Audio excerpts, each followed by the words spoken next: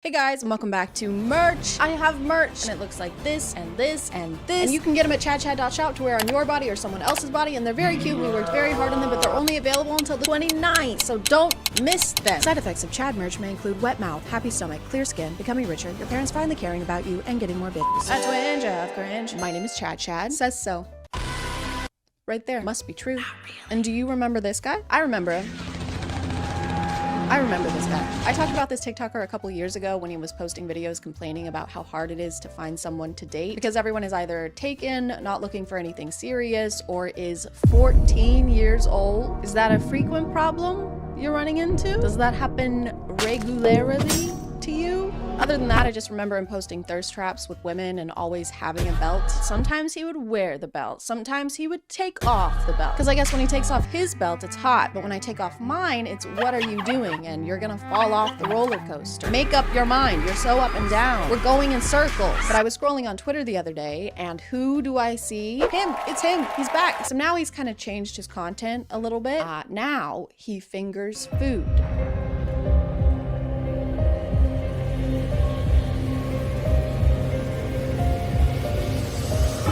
Time just flies, doesn't it? One day you're hanging out with pretty women and doing TikTok dances, and then the next you're giving yourself salmonella poisoning. Salmonella or salmonella? All I know is it makes you poop a lot. It makes you poop a bunch of times all over the place. You don't want it. That's all I know about it. You don't want it. You can't put your fingers into your mouth after they were just inside an uncooked chicken, okay? When they said raw dogging, they didn't mean your partner actually needs to be raw. It's just a saying. While he's preparing the chicken, he ties its wings together with what looks like a hair tie. Not just its legs, which you're supposed to do. I think it's called a truss, but the wings too. And I'm pretty sure there's no reason to do that. I don't know much about preparing a chicken, but I did consult an expert, which means that I'm right. Just agree with everything that I say, okay? All right. So in your professional opinion, you're not supposed to, the truss is only supposed to go on the feet, not the wings. It's just the legs. That is correct. In his older videos, he would use hair ties to put women's hands together in a seductive kind of way. So I guess he just likes tying chicks up. Which in this case kind of feels like adding insult to injury, because imagine dying not just so you can be cooked like this, but also subjected to BDSM. Wow, this looks delicious. Thank you.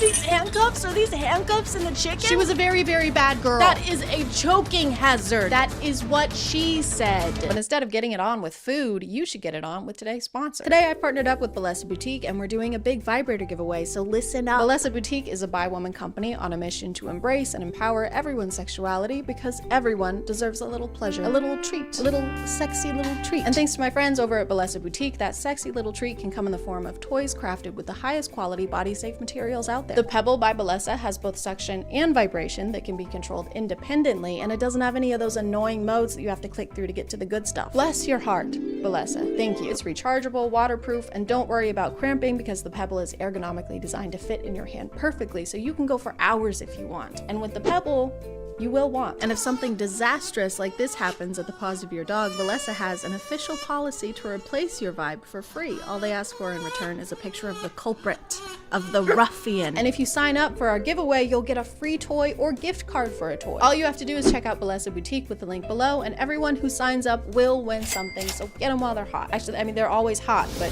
get them now. Thank you to Bellesa Boutique for sponsoring, and let's get back to the video. It seems like he's trying to incorporate the sexy cooking trend as one of his regular things. I'm Mr. Lover, girl. Which is just something that we do not need more of. That trend is becoming such an epidemic that it's actually making me a misogynist. I agree. Women belong in the kitchen, not men. Do not let them in there. Do not let them cook. He does your typical moves like mixing things with his hands or slapping dough, but he adds a personal touch by using his fingers to mix egg whites and then showing them to us and pulling them apart.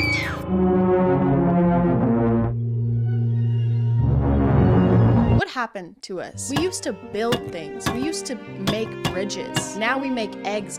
Is this your legacy? Is this how you want to be remembered? Grandma, show us a picture of Grandpa. Here he is. We were all so proud of him. Wow. And here he is after the discharge. Grandpa was in the army? No, he was not. He also has this new kind of theme where instead of having as many women in his videos, he leans into being single to make a crepe. Even the crepe is uncomfortable. I'm made of dough.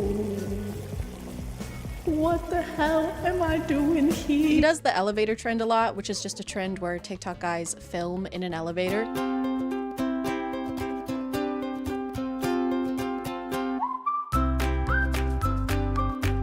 I don't know why they collectively decided that elevators are mysterious and make you look cool, but the ones in LA must have way better lighting, because if I did this trend here in Tennessee, it would be like... He really likes dressing in retro clothing and pretending to read newspapers because he said that he prefers that fashion style to modern day ones. This is a work of art. This is bullshit. This is a work of art. But this is bullshit. And it started to make sense to me why he has a preference for that time period when I realized that he's an Andrew Tate fan.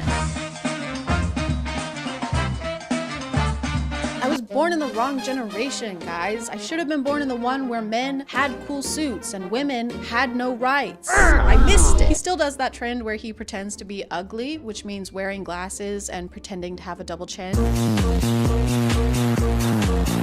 Because those are the worst things that someone can have. Those are the worst things that can happen to people. And then he'll transition into a flattering angle with his hair done. But the character he plays before doing the transition is so confusing to me. He'll try to act nerdy or what he thinks is nerdy. But the most concerning part about this character is that he always has this stain on his pants. Do you want to ask me out on a date? Maybe. Do you have a boyfriend? Every video, in every single one, he has a stain in this exact spot, in this same pair of sweatpants. And it's 100% on purpose, but I can't figure out why it's on purpose. Is it supposed to be water because his character is clumsy? Is it supposed to be pee? Is it supposed to be, you know, egg whites? Whatever it is, the thought of him spilling water on himself as part of his routine is just funny to me. What's up, you guys? Get ready for me to In this video, he walks in as the ugly character and transforms while he's inside. I've never understood why toothpicks are cool to have. It's a dental hygiene thing, so isn't using a toothpick basically flossing? I heard 9 out of 10 dentists love him. I heard he has reduced risk of gum disease. The way he transforms inside the elevator makes me think of those superhero scenes where they run into a phone booth to change into their suit, except he just changes into a fedora. But help! Someone please help! That alien is huge and scary and it's wearing glasses and now it's even scarier. Stand back, everyone. It's me. Fedora guy. Fedora guy, thank God. Ooh, fuck yeah, Fedora guy. He has no cavities or a double chin. To keep leaning into the being alone thing, he'll do TikTok lives where the title is looking for girlfriend, which is the worst way to find a girlfriend. The dating pool on TikTok Live is Skull Chef or Jason Nash, a skeleton that can barely speak and never leaves his room, or Skull Chef. What'll it be? If you were missing the old videos where he used to tie people up, he still does that. He just does it to himself. I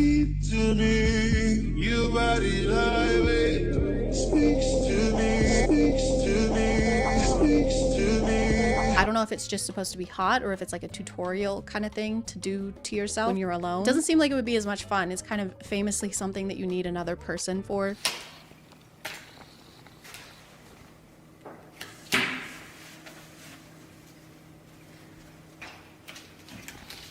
Oh man! He gets a lot of comments saying that he looks like Johnny Depp, so he'll fix his hair or wear a leather jacket to kind of look like him from the 90s. And he does it so many times. I don't care that you look like Johnny Depp. It's the same video again. Don't care. I don't care that you look kind of like Johnny Depp. I don't care. I don't freaking care about it. I don't care that you look like Johnny Depp. I would honestly rather watch the cooking videos. Maybe I spoke too soon. Maybe I judged too harshly. It probably takes a lot of work to make videos like that. I guess there's only one way to find out. Today we're gonna make a sexy cooking video. Oh wait, hold on.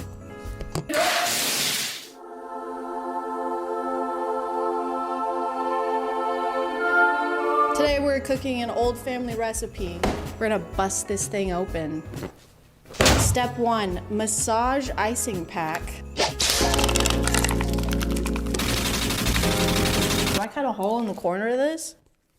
Do I cut a hole in the corner of this? Insert the back panel of the house into the canal.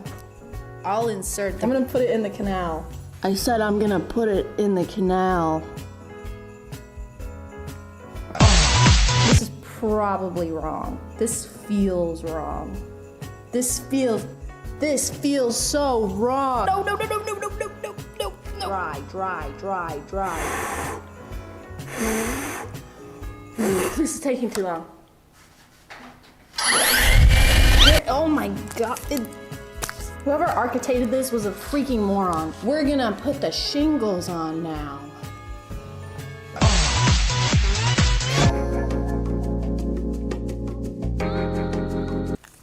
Where's the hole? That's the first time I've said that. No, no, no, no, no, no, no, no, no, no, no, no! Every time I touch it, it falls apart. I gotta go wash my hands.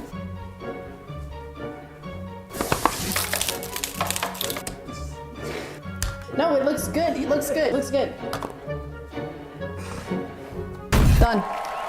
Done. Just like Grandma used to make it.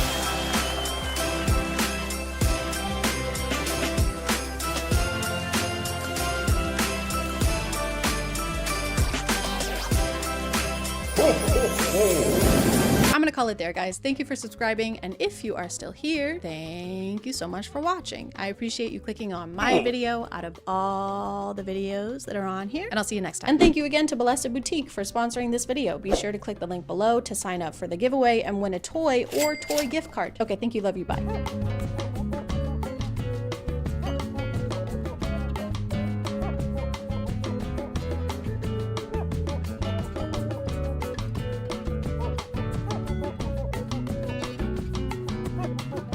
Hey guys, and welcome back to a Twitch binge. My name is ChadChad. Oh, really? And today we're going to be watching some videos from the channel Arcade Craniacs. But first, we just hit 200 subscribers. Thank you guys so much, both to the people who have been here for a minute and the people who just recently joined. Welcome to here. Welcome to this. Welcome to the here that you are at right now. Welcome to the channel. Why didn't I just say that? I first started seeing clips of Arcade Craniacs videos on my FYP, I'd say about a week and a half ago, and I would be lying if I said they didn't each bring me abounding amounts of joy when I see them. Okay? Edward! Edward, are you okay? What's wrong? What the?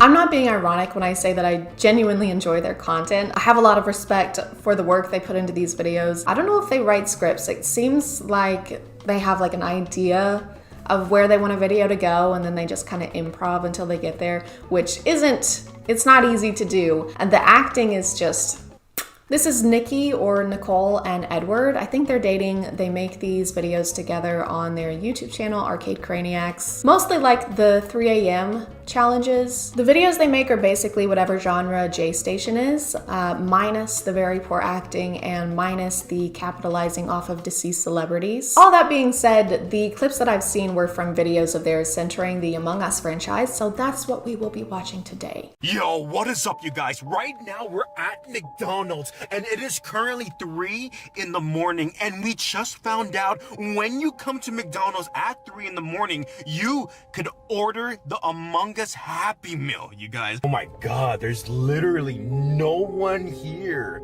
I know. I mean, 3 in the morning, who's really coming to McDonald's? Yeah. You are. And me. After drinking half a bottle of Deep Eddies, trying to forget about how I used to actually buy the Forever 21 t-shirts that said shit like, I heart tacos, or love, or inexplicably just glitter. Freaking way. They actually have it. Dude, no way. No way. Alright, I'm putting my mask on, guys. Did you see how easy that was? Take notes, Amy Woe. This is gonna be creepy. You know how Among Us is. It's freaky, man. If you guys kinda never freaky. played Among Us the game, it gets very like demonic. It does sometimes. It does. I played Among Us twice and I rage quit both times because I would watch someone stab a crewmate with my own eyes and report it. I would immediately get voted off, even though I was just a crewmate trying to help my fellow fucking crewmates. So yeah, I guess Among Us is demonic in a sense that the people who play Among Us are demons. Like this video if you're excited, okay? Like this video with your knuckles. You guys, everyone like this video right now, okay? We have to get 30,000 Yeah. likes. One thing I don't understand about these kinds of videos is how they repeat the same thing over and over because they want the kids to remember a certain point.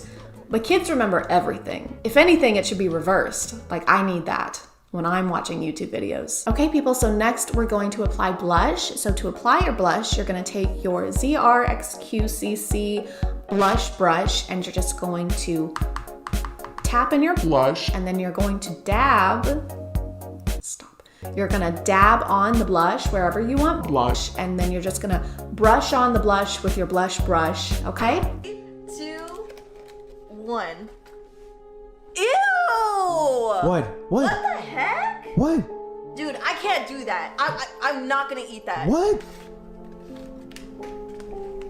What is that? And there's like no fries even in there. Ew! Look at this. Ew! That's disgusting. They should have given you at least 3 more fries.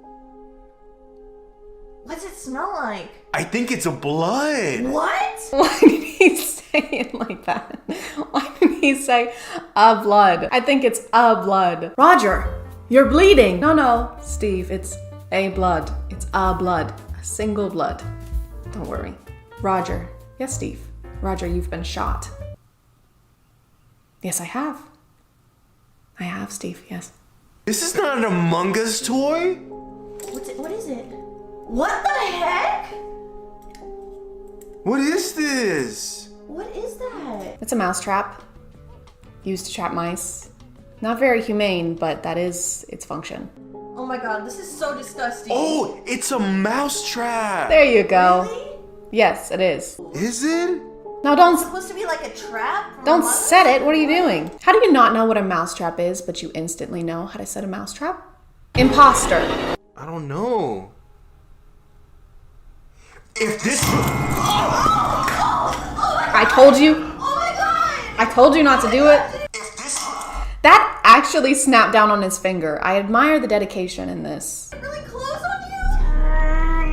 Oh my god, Edward!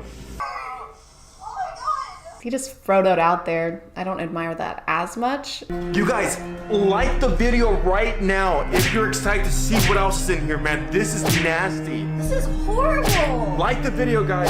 3, 2, 1. Ew! What is that? What is that? Is that a diva cup? 2, 1. That doesn't make any sense. Or do you think they delivered it, maybe? Maybe they, like, forgot to put it in the box and deliver it to our door. But we didn't tell them our address. That's the least realistic thing you've said in this video. You think a McDonald's employee realized that they forgot to put your toy in the Happy Meal and then personally delivered it to you when they won't even clean the ice cream machine so you can have a cone every once in a while. Not to mention, if the employee somehow found your address, I don't think it's the imposter you need to be worried about. Ugh. It smells sour, like funky. Really? Oh my god, what is it? It's pee. What? It's pee. Are you serious? It's pee. Oh my god. And I Oh my have god. No. and I have pee in my mouth No. now. Oh my god. That thing has to be possessed. There's no way. I literally put him right there. I guess you could say it's kind of Stop. Do not Please say do it. not say it. Sus. You I are the worst right? so much. I legitimately want to see what happens next, so here we go. Scary, cutting open haunted Among Us imposter at 3 a.m. What's inside haunted doll? What? That's what I mean, you guys. What? He's doing it. Look. That's what I mean, you guys. Oh my god. What's he doing? Sitting on the couch? Everyone knows that's one of the signs. Temperature dropping, ghost riding, and sitting on the couch. Wait. Wait, what is that? There's something in here, dude. Let me see.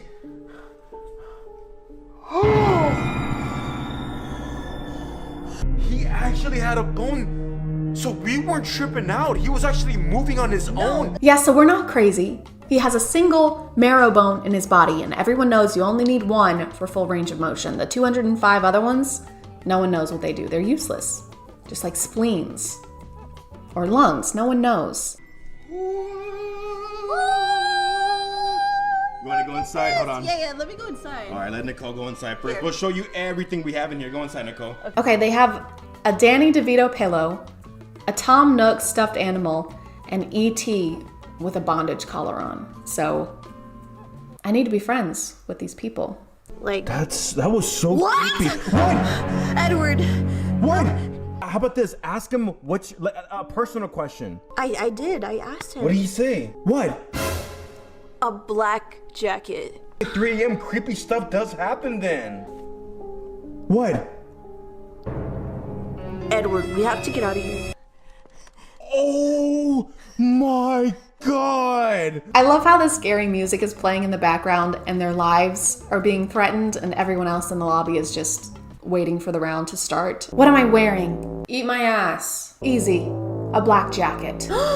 How did you know that? Can we start the game? My humor is like that. Do not become pressed. Just leave me alone, imposter. Star, star, star, star. Star, hey guys, guess what? Star. What? Star, star, what? I eat my own ass. Star, star, star. Start. This is so scary. The game. Start. What necklace am I wearing then? Start. I ate my grandma's ass. And I.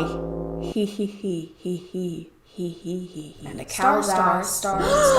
Start the game. Star. I swear to God. Star. And a sloth's ass. Somebody's knocking on the door! Oh, this is so messed up, man.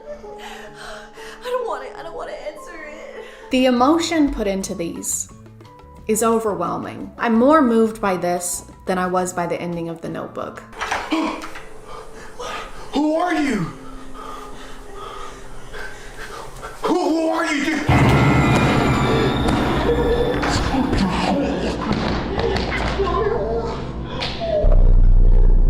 This just got a little dark for the audience these are made for. Okay guys, like and subscribe if we should open the door. I don't want to open the door. Shh, shut up. Okay, they like the video. Go open the door. No, do it now. Fine. Oh no, guys. No, Chad is about to get brutally murdered. Like the video to save her life, guys. Quick, hurry.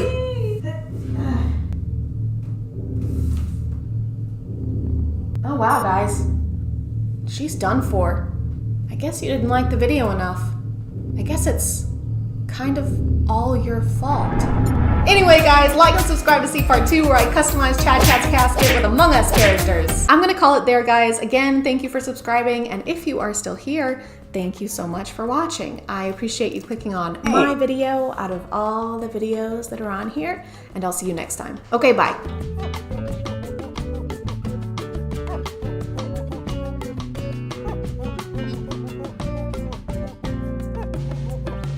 Hey guys, and welcome back to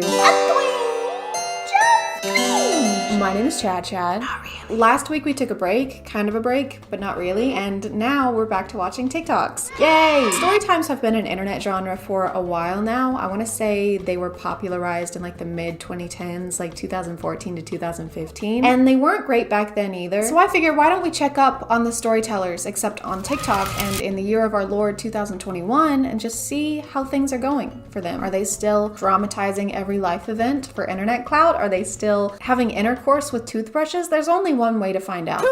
And unfortunately, it's by watching more stinky TikToks. And they are stinky, very stinky, which is why it's so good that this video is sponsored by Scentbird. Summer is over, and while the leaves are starting to change, it's also time to change your signature scent. I like a lighter scent in the warm weather just because I don't want anything too overwhelming. But when it starts to get colder, I want something that goes along better with sweaters and platform Doc Martens, because that is the extent of my fall wardrobe. I know, I'm very original. I struggle with buying things, even clothes, without being sure that I'm going to absolutely love it. So if you're anything like me, Scentbird could be the perfect solution for trying out top designer scents without having to commit to the price of a full-size bottle. They're a flexible monthly subscription, so you can find the perfect fragrance for the next season change with over 600 brands to shop from. If you aren't sure where to start, Scentbird offers a quick quiz that'll help you choose a scent based on your preferences and your past purchases. Like I said though, it is flexible, so if you want to skip a month, you can, with no penalties or anything. This month, Scentbird sent me 3 fragrances. They all smell amazing and sent me into like a fall hyperdrive, but this one is my absolute favorite. I've worn it every single day since I got it, even when I'm just gonna be at home, because it smells that good. This one is called Rebecca Minkoff Blush. I'm not sure how to describe it, but this one just smells clean. This one is called Power Suit, and it's stronger than this one, but at first scent, you can pick up on the coconut and sandalwood mix, and then at the end, you can pick up on the floral and the fruit, so it's kind of a spicy sweet. The This last one reminds me of morning time. It's called Exhale, and it's got jasmine and rose water that's got a really fresh scent. So kind of like a colder morning after it just rained. You can choose from fragrances like these, including a lot of unisex options each month for just $16. You get a 30-day supply in each container, and you can upgrade it to get 2 or 3 products per month if that's your preference. But with my code, you can get your first month for only $11. Just use the code CHAD to claim it. Scentbird is also now available in Canada, so don't miss out and use code CHAD to claim your first month with 30% off. Thank you so much to Scentbird for sponsoring today, and let's get back to the video. November last year, I gave birth to our first baby. It's the first in my family and the 6th in my husband's family. Firstly, if you're not aware, a lot of TikTok story times are basically just substitutes for music or voiceovers now. I'm not sure what visual I want while you're telling me a story about how your boyfriend's mother's grandfather's sister's ex-boyfriend's son cheated on you, but I don't think watching slime makers have a very poor grasp on color theory is one of them. We told my mother-in-law we were having a boy, but she was still convinced it was a girl. She told the whole side of the family that it was a girl. I wanted a healthy baby. I didn't give a damn about the sex. What was that noise? It sounded like somebody getting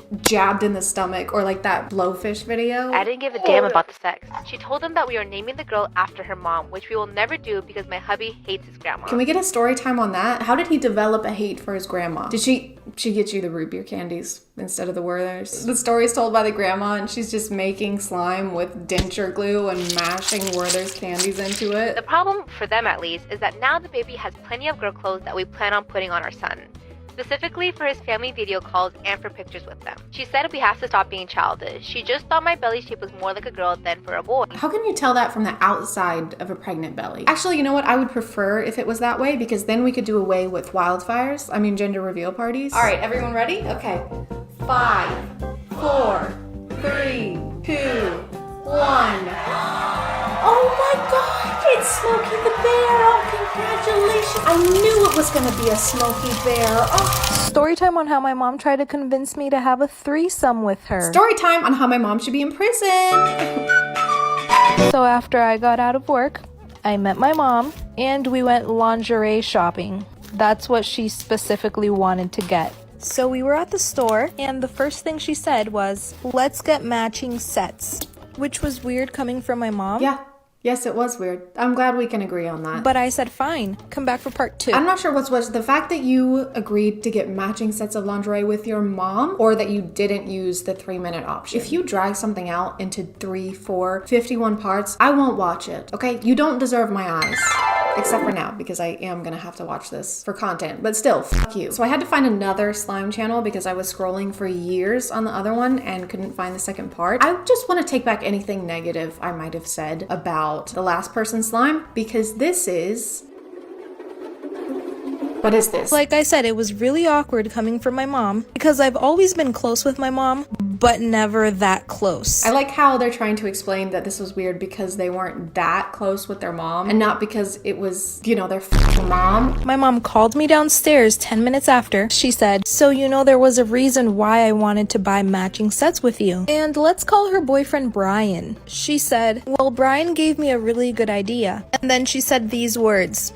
Let's have a threesome. Okay guys, I feel like I should repeat what's probably in the title of this video somehow. People make these up for clout, so the chances of this being something that actually happened are at like 2.5% if we're being generous. I just don't want some people in the comments to try and explain to me that these aren't real. I know I just have a stupid, poopy woman brain, but I do know when I sit here and poke holes in the plot lines of these, it's not because I think they're real. It's because if I sat here and just told you that these aren't real over and over again, I don't think it would be that interesting of a video. My mom tried to convince me. That's not real. And we went lingerie shopping. This is a fake story. Let's have a threesome. This never happened. I was speechless. And she said, I know it sounds crazy now. Stop adding things to the slime. It is unusable at this point. This slime single-handedly caused global warming. They don't use acid anymore. They just fill a vat with this stuff and it gives people superpowers. It made the Teenage Mutant Slimy Turtles Slimy Man.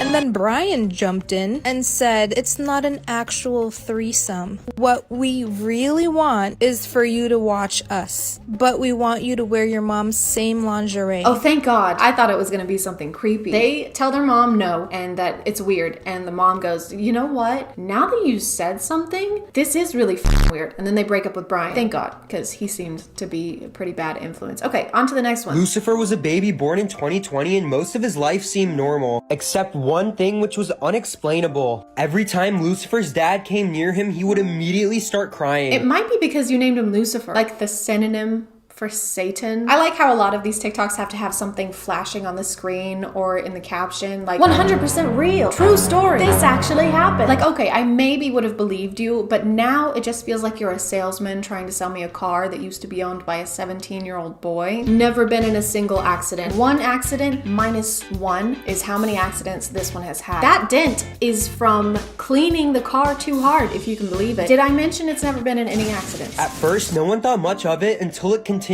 every single day. And the craziest part is that Lucifer loved being around his mom. The doctors ran multiple tests on Lucifer but couldn't quite find the problem, until this particular doctor stepped up and decided to run tests on Lucifer's dad instead. And it's what he found next that will leave you speechless. Hit the plus for part 2. Oh my God, that's so weird. Better watch part 2 to figure out what happened. Oh wait, there is no part 2. It doesn't exist. I didn't think it was possible for me to be more disappointed, but here we are. Based on the way a lot of these videos go, I'm going to assume that the dad wasn't actually his dad and was really a serial killer who used the face machine from Mission Impossible to steal his identity, okay? And then when they went to the doctor and ran blood tests, they realized that it wasn't actually the baby's father. And then Tom Cruise emerges from the skin suit and turns into a mummy, starts a war of worlds on top of a gun.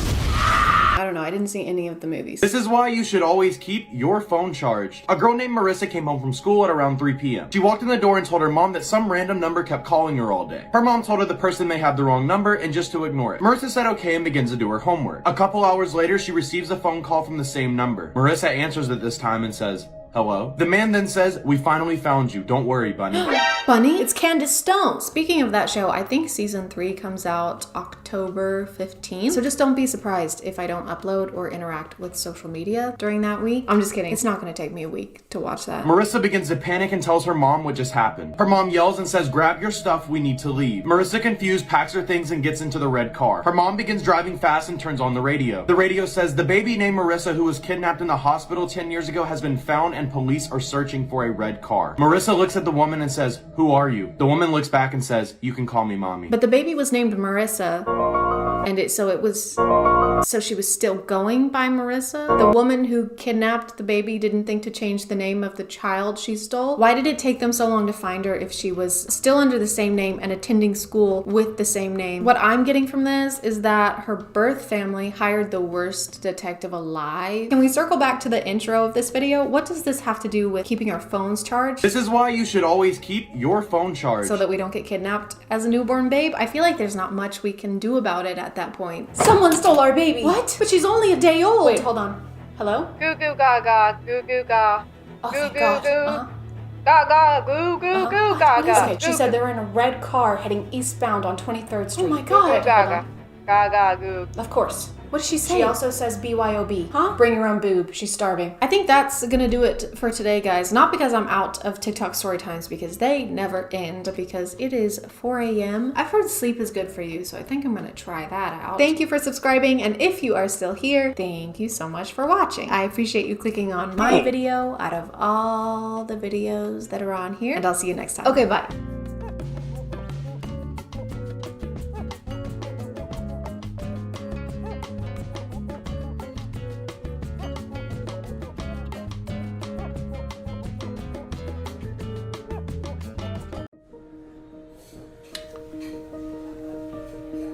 Here you are, sir. 1 macchiato, no espresso, no steamed milk, and no foam. Yes, great. Thank you. Excuse me? Excuse me? Yeah? Yeah, so you look really poor, and I'm not vibing with that, so could you hurry it up? I'm sorry. Yeah, it's really affecting me emotionally how without money you seem to be. Hey, don't talk to him like that. Why not? Because It's not right. Yes, thank you. Because he could be super rich. Wait, what? No way, look at him. Don't judge people based on appearance, okay? He may look like a stupid, disgusting, smelly, poor person, but he could actually be a billionaire. Oh my God, you're right. I'm so sorry, sir. You're a billionaire? Can I just have my drink, please? Answer the question. Okay, but first, just real quick. What is it? This video is sponsored by Wondershare for More. If you've been wanting to start editing your own videos but are looking for something that's both beginner and user-friendly, Wondershare for More is the perfect choice. Whether you're just starting out or already have some experience with editing, they have a great selection of preset templates for effects, filters, transitions, and even royalty-free music, which if you're trying to make YouTube videos can be a lifesaver. Filmora just released their newest version with updated features including auto reframe and AI portrait, which is a cool paid add-on that automatically removes your background without having to use a green screen. To show you real quick, you just import, then drag your clips to the timeline here, go to effects, click AI portrait, choose the effect you want to use, and just drag it onto the clip. And there you go. If you're interested in content creation but don't know where to start, download Wondershare for More 10 using the link in my description below and try it for free. They're also having a back to school promotion for September, so you can save up to 42% if you buy this season. Plus, you get the chance to win an iPad Pro if you join the hashtag Wondershare Back to School campaign on their website. Thank you so much for listening, and thank you to Wondershare for More 10 for sponsoring this video. So I was right? You're a billionaire? No, I'm not. I work in a lumber store down the street. Get out. I can't believe I was nice to you for no reason. Get out of my coffee shop. Go. Okay, get out. All right, get out. Leave. Going. You disgust us. Hey guys, and welcome back to My name is ChadChad. Not really. And listen, I know that Darman has been kind of exhausted as a commentary subject on YouTube. I think basically every bigger YouTuber has done a video on him at some point. For that reason, I've never really been interested in making a video on him, so I never got to watch his content for myself. You know, I missed out on that, and it made me really, really sad. So imagine my sweet relief when I learned that none other than Trisha Paytas would be replacing him. Filling that deep void in my heart. If you're not up to date, Trisha Paytas has been in some controversy recently. I know it's shocking. If you need to pause the video to deal with that information, I totally understand. Hey, it's post-filming, Chad. I just realized that I forgot to mention while I was recording that before I watched these TikToks or planned on making this video, I thought Trisha only went by they, them pronouns. But then when I went to their TikTok profile, I saw that she also goes by she, her. So if you hear me use those to refer to Trisha during this video, I just didn't want anybody to think that I'm being an asshole. Okay, all right, thank you. Love you, bye. I never watched the Frenemies podcast, so I can't really tell you what happened there. All I can tell you is that they left the podcast and people seem to be a little upset over it. Now whenever I see any of Trisha's TikToks, the comments are almost entirely negative and demanding an apology on behalf of Ethan, the other person from the podcast, which makes me think that this is like a business move where they're like, hey, stop talking about this over here, this not good thing that I did. And look, what's that over there, this that I'm doing right now, this crazy weird thing. Isn't that crazy? Only talk about this from now on. Excuse me. Yeah. Okay, I'm sorry to stop this so quickly. He's already looking at you. Why are you yelling excuse me at him while he's standing directly in front of you and making eye contact? Excuse me. Excuse me. Yes. Excuse me. Yes, how can I help? Excuse me. Hi, I asked for butter. This is plain. Oh, I'm so sorry. Let me fix this for you. What are you doing? I asked for butter. Don't dump it out. Health code violation. This is how you know no one involved in the production of this has worked in the food service. You can't take popcorn from someone else's hands and put it back in with the rest of the popcorn. You have no idea what they did with that while they had it. They could have shoved their hand in between their ass cheeks and then sprinkled cubes on the kernels. It only takes like 10 seconds max to do that. Don't ask me how I know that. Don't ask me any questions about what I just said. Do you even speak English? I make it fresh. I make new one for you. Fine, whatever. What country are you even from? Oh, I'm actually from... Can you go faster? The quietness of this set is off-putting to me. Like, I know that this is just someone's basement with a black backdrop and a single popcorn machine, but you still need to sell me on this, okay? You need an obnoxiously loud TV playing the same 3 previews on repeat, a kid crying because they couldn't get the $24 Skittles, a mom and dad crying because they have a kid who cries over not getting $24 Skittles, the sound of a car as the mom and dad leave the kid behind at the movie theater. Hey, Greg. Yeah, I've been wanting to see You Don't Know the Blowhorn for this long too, but this guy literally is from a foreign country, doesn't even know popcorn. Is it almost finished? Yes, so sorry.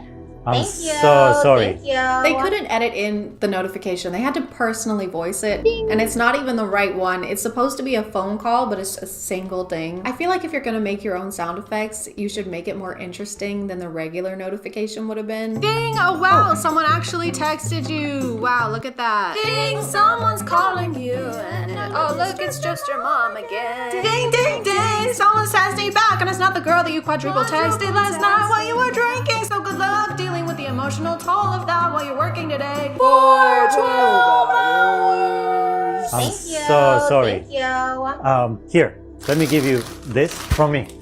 I'm so sorry. From you? Does your manager know you're stealing? Oh, look what you made me do. Why did you even hand me all that food?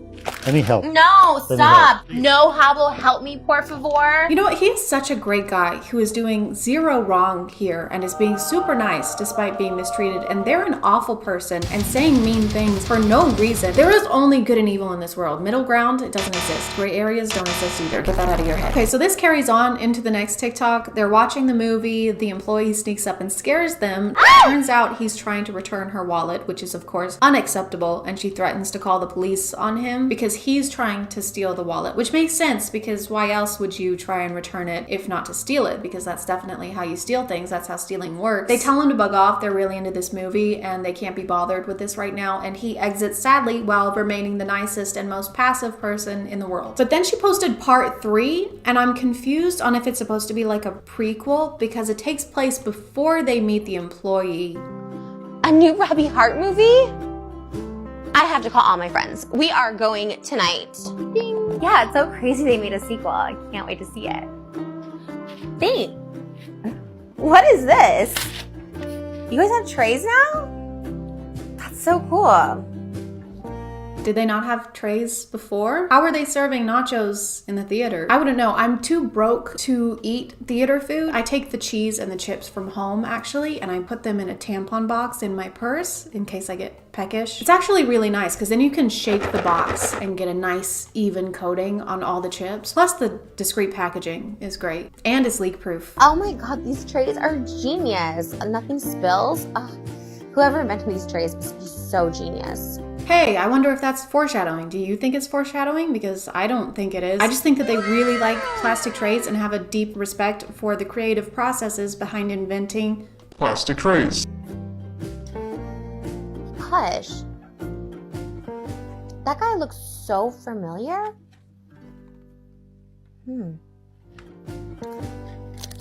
I'm really confused.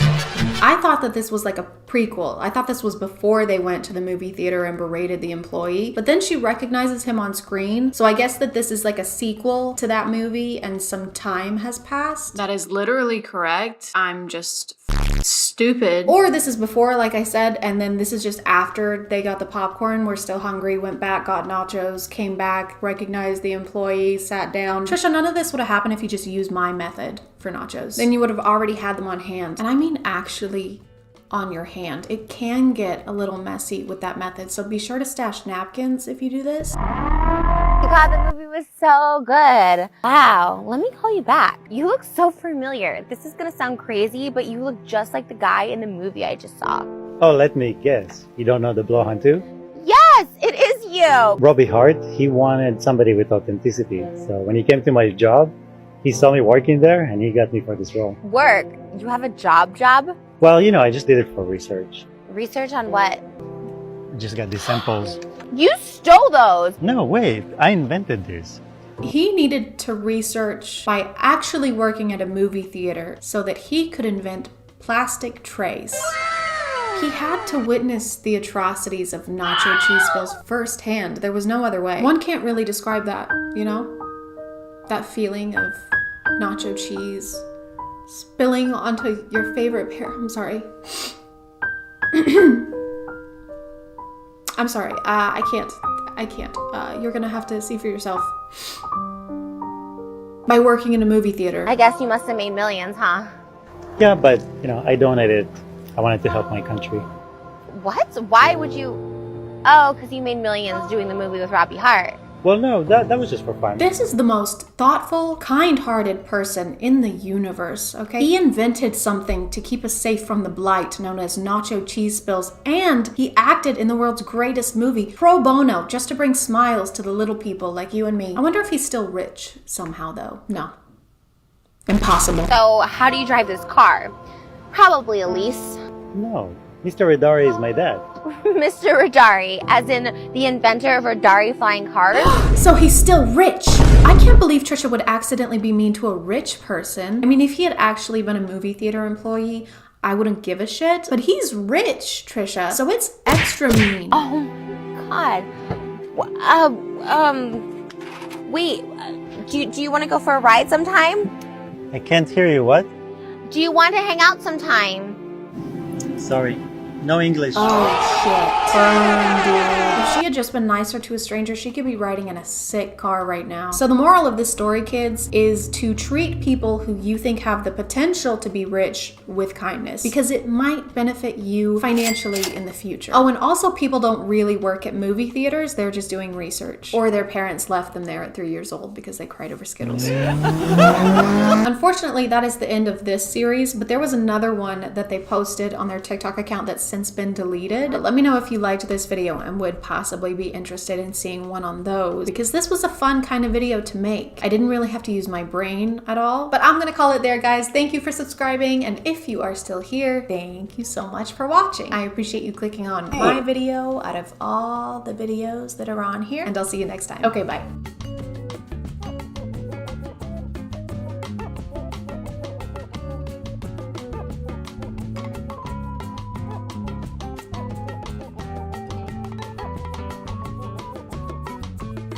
Hey guys, and welcome back to My name is ChadChad. And I know that I just made a video on the epidemic of alpha podcasts, but they're getting stronger. There's a new strain, actually, the Delta Sigma Alpha strain. Symptoms include, but are not limited to, coughing, thinking you're qualified to give dating advice. If you want to book a one-on-one coaching call, hit the link in the description. And a sudden aversion for Sir Isaac Newton. If a girl's posting gym photos and she's actively working on her body and fitness, that's something she worked to earn. I would argue it doesn't take as much effort as it does for a man to do the same thing, because a man has to resist the earth with gravity when he lifts weights. There's no cure other than mandating that people fill out a questionnaire before they're allowed to purchase a microphone. Question A, do you intend to start a podcast? Question B, are women affected by gravity? And question C, please select all pictures that contain emotional vulnerability. Keep any struggles, problems, or issues you're having to yourself. If you're so sad that you feel like crying, never cry in front of your girl. They always need you to be the strong one. They always need you to be the logical one. If you're on TikTok, you've probably seen this clip. My FYP has been full of stitches and duets to it. How many girls do you know actually have hobbies? Like some girls, like they knit or they read or something like that. But Bro. like, they don't spend a lot of time doing it. Dude, shout out to girls that knit. Shout out to my queens that know how to knit. So I went ahead and watched a bunch of highlights from their podcast because I'm not going to sit through an entire episode of that. I'm not that strong. What is strong, though, is the quality of today's sponsor. This video is sponsored by Intimina. Intimina is a brand offering products and educational resources for everything from periods, pelvic floor health, pregnancy, and menopause. They have a selection of menstrual cups, the newest of which is the Ziggy Cup 2. This one is super comfortable and it comes in 2 sizes, A and B. It's made for people with a mostly medium to heavier flow, but it's still very flexible and has this pedal thin body for easy insertion. It also has this leak-proof double rim right here and a rib tab for easy, no slip removal. This tab here is located in the front of your cup, which means it needs to be away from your cervix and pelvic bone. All of Intimina's cups are made from 100% medical grade silicone, making them safe, reusable, and hygienic. The Ziggy Cup 2 can be used for up to 2 years, so cups can be a great way to help out the environment if you're able to use them. If you want to check them out, you can go to their website at intimina.com, and if your order is over $60, the Wonder Girls Guidebook is included as a gift. This is an ebook for teens and tweens and is full of advice on how to deal with puberty. It's also available as an audiobook on their website. To learn more, you can go to their website at intimina.com and be sure to check out the discounts that they're offering right now. Thank you to Intimina for sponsoring today, and let's get back to the video. This is the infamous Good Bro Bad Bro podcast. It's like a play on Good Cop Bad Cop, except neither of them are good, and the only thing they can cop is celibacy. In true alpha podcast fashion, their main focus is on dating advice, with an emphasis on never actually giving any valid dating advice and just complaining about women to each other. Red flags in women if she wears a lot of makeup. This is a big one. Yeah. This is a really big one. They don't have time to hang out with the boys. Social lives are for low-value men who aren't dedicated to the grind. But if the two of you sit at a table and record your conversations, you're basically entrepreneurs. That's why the ultimate thing you can do is turn your passion into a business. That's what we call an investment. Might as well make them honorary Kardashians because they get their asses up and work. Get your up and work. Since these videos went viral on TikTok, this guy has backtracked and told us all to relax, calm our because this was actually a social experiment. For whatever reason, the toxic feminists on TikTok love to throw your boy out of context and paint me as a evil, women-hating. You know, the experiment where you say dumbass things expecting most people to agree with you, and then once you start to get backlash, you're like, guys, calm down, Jesus. All of these are taken out of context. I'm gonna show you guys a TikTok that got a lot of heat. Basically, I gave instructions to my editor saying, yo, make these as polarizing as possible. I wanna trigger people, I wanna get crazy. Now, people take these clips out of context, of course, because of the way they were edited, and paint me as some kind of villain. But I did end up watching the entire episode, you know, for context, and it's worse with the context. What kind of a woman in 2022 doesn't enjoy baking? That is the least feminine thing you can do. Not cooking. I mean, are you even a woman? But maybe him saying that this was a social experiment is the real social experiment, and he has us lapping at those drip water dispenser things because we're all just his guinea pigs. If a girl on TikTok says it's, you know, patriarchy that a man and tell them to shut the fuck up. Women need to cook and clean. But who am I to question the inner workings of an alpha's mind, especially one with such ingenuity and a necklace made of ammo? So I will only be showing the clips taken directly from the podcast rather than from their TikTok page, just so that we have that context that we need. Like, what are your hobbies? Oh, I listen to music. I like to travel. You like to travel, eh? Who the f doesn't like to travel? Yeah. Come on.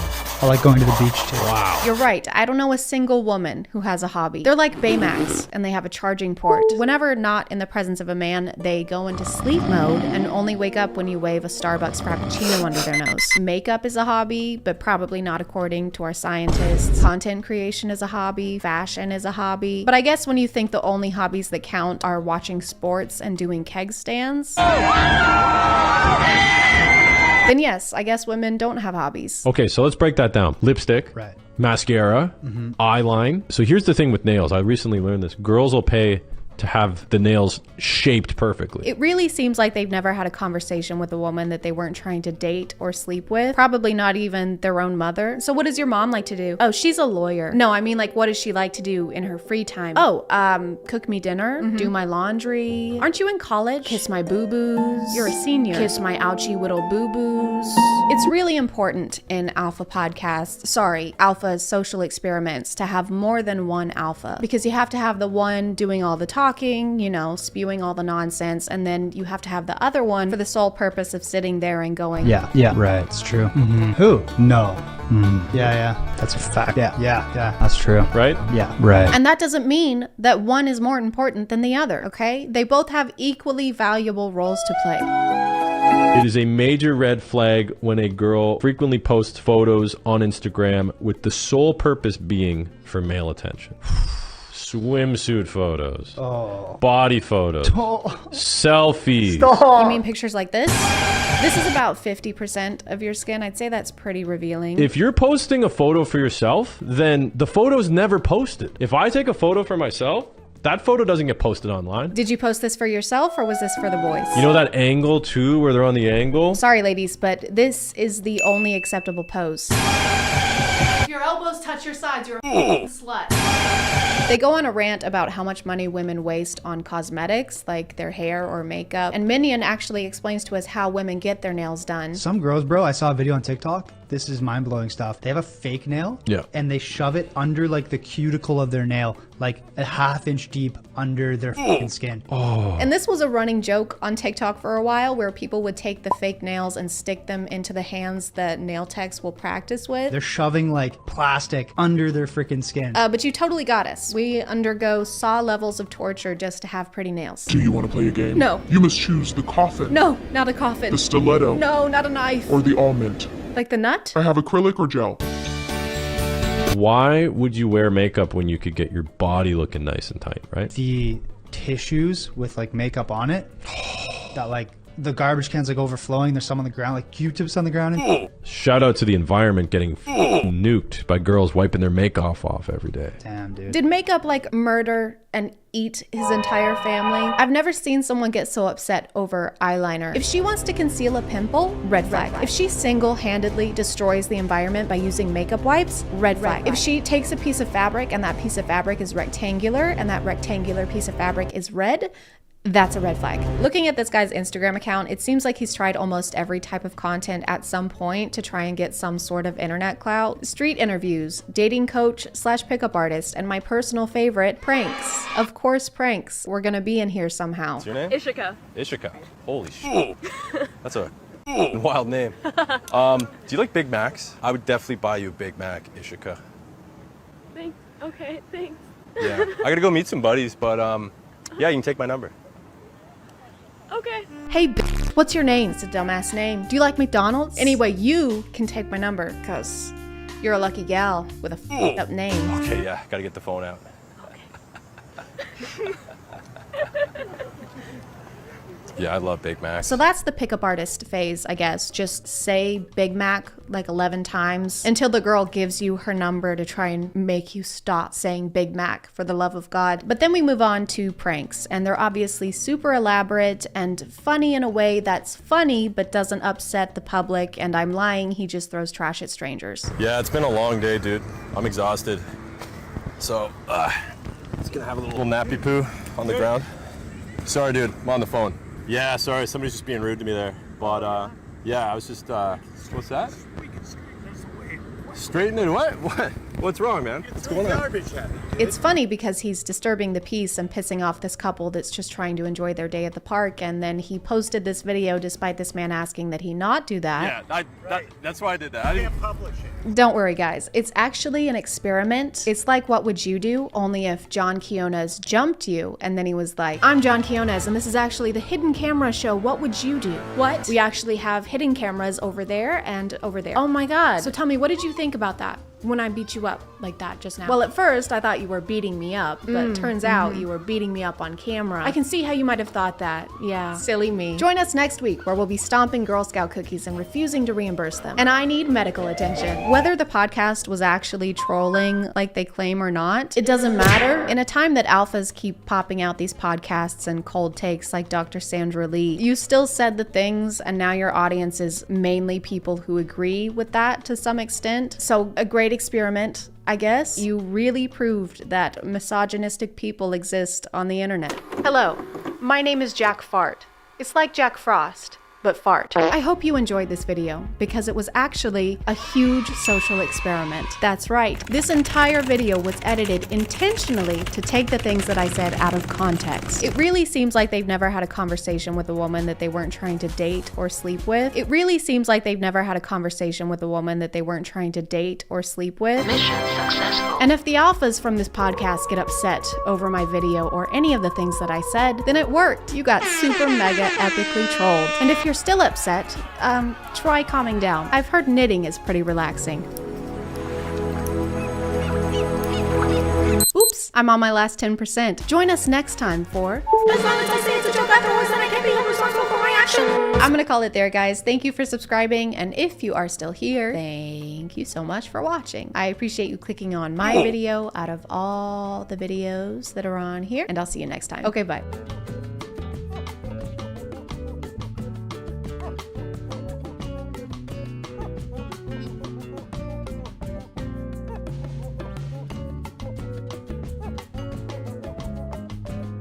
Hey guys, and welcome back to My name is ChadChad. And today I'm here all alone. It's just me, just by myself. There's no one out here, except for Danny. Say hi, Danny. Hi, Danny. I was really worried that you were gonna just start recording a video by yourself. And I was just gonna sit here and like watch you. So like I said, I don't know if the first video of mine that you saw was the Alpha podcast, but you posted a video pretty soon after that for the War Room people where they like fight in wars and summon fire. That is correct, yes. So I figured you would probably need a refresher. I found this account for you. They just post inspirational quotes and like rules for alphas like ourselves. Did you say like ourselves? Like ourselves, yes. Thank you.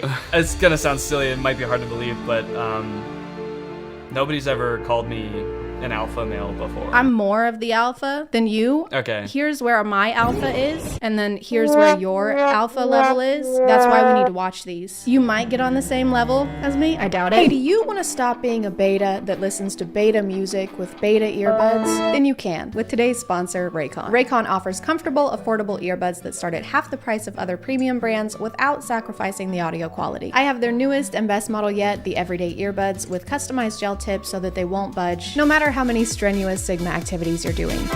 Their compact carrying case, which comes in a range of fun colors, can charge your earbuds 4 times on a single charge and give you a total battery life of 32 hours. With over 48,000 5-star reviews, the Everyday Earbuds now have more bass and 8 hours of playtime that'll let you spend less time charging and more time putting the betas in their place. If you want to check them out, you can click the link in my description or go to buyraycon.com/ChadChad for 15% off of your purchase. Thank you to Raycon for sponsoring today, and let's get back to the video. Can a woman help you become a millionaire?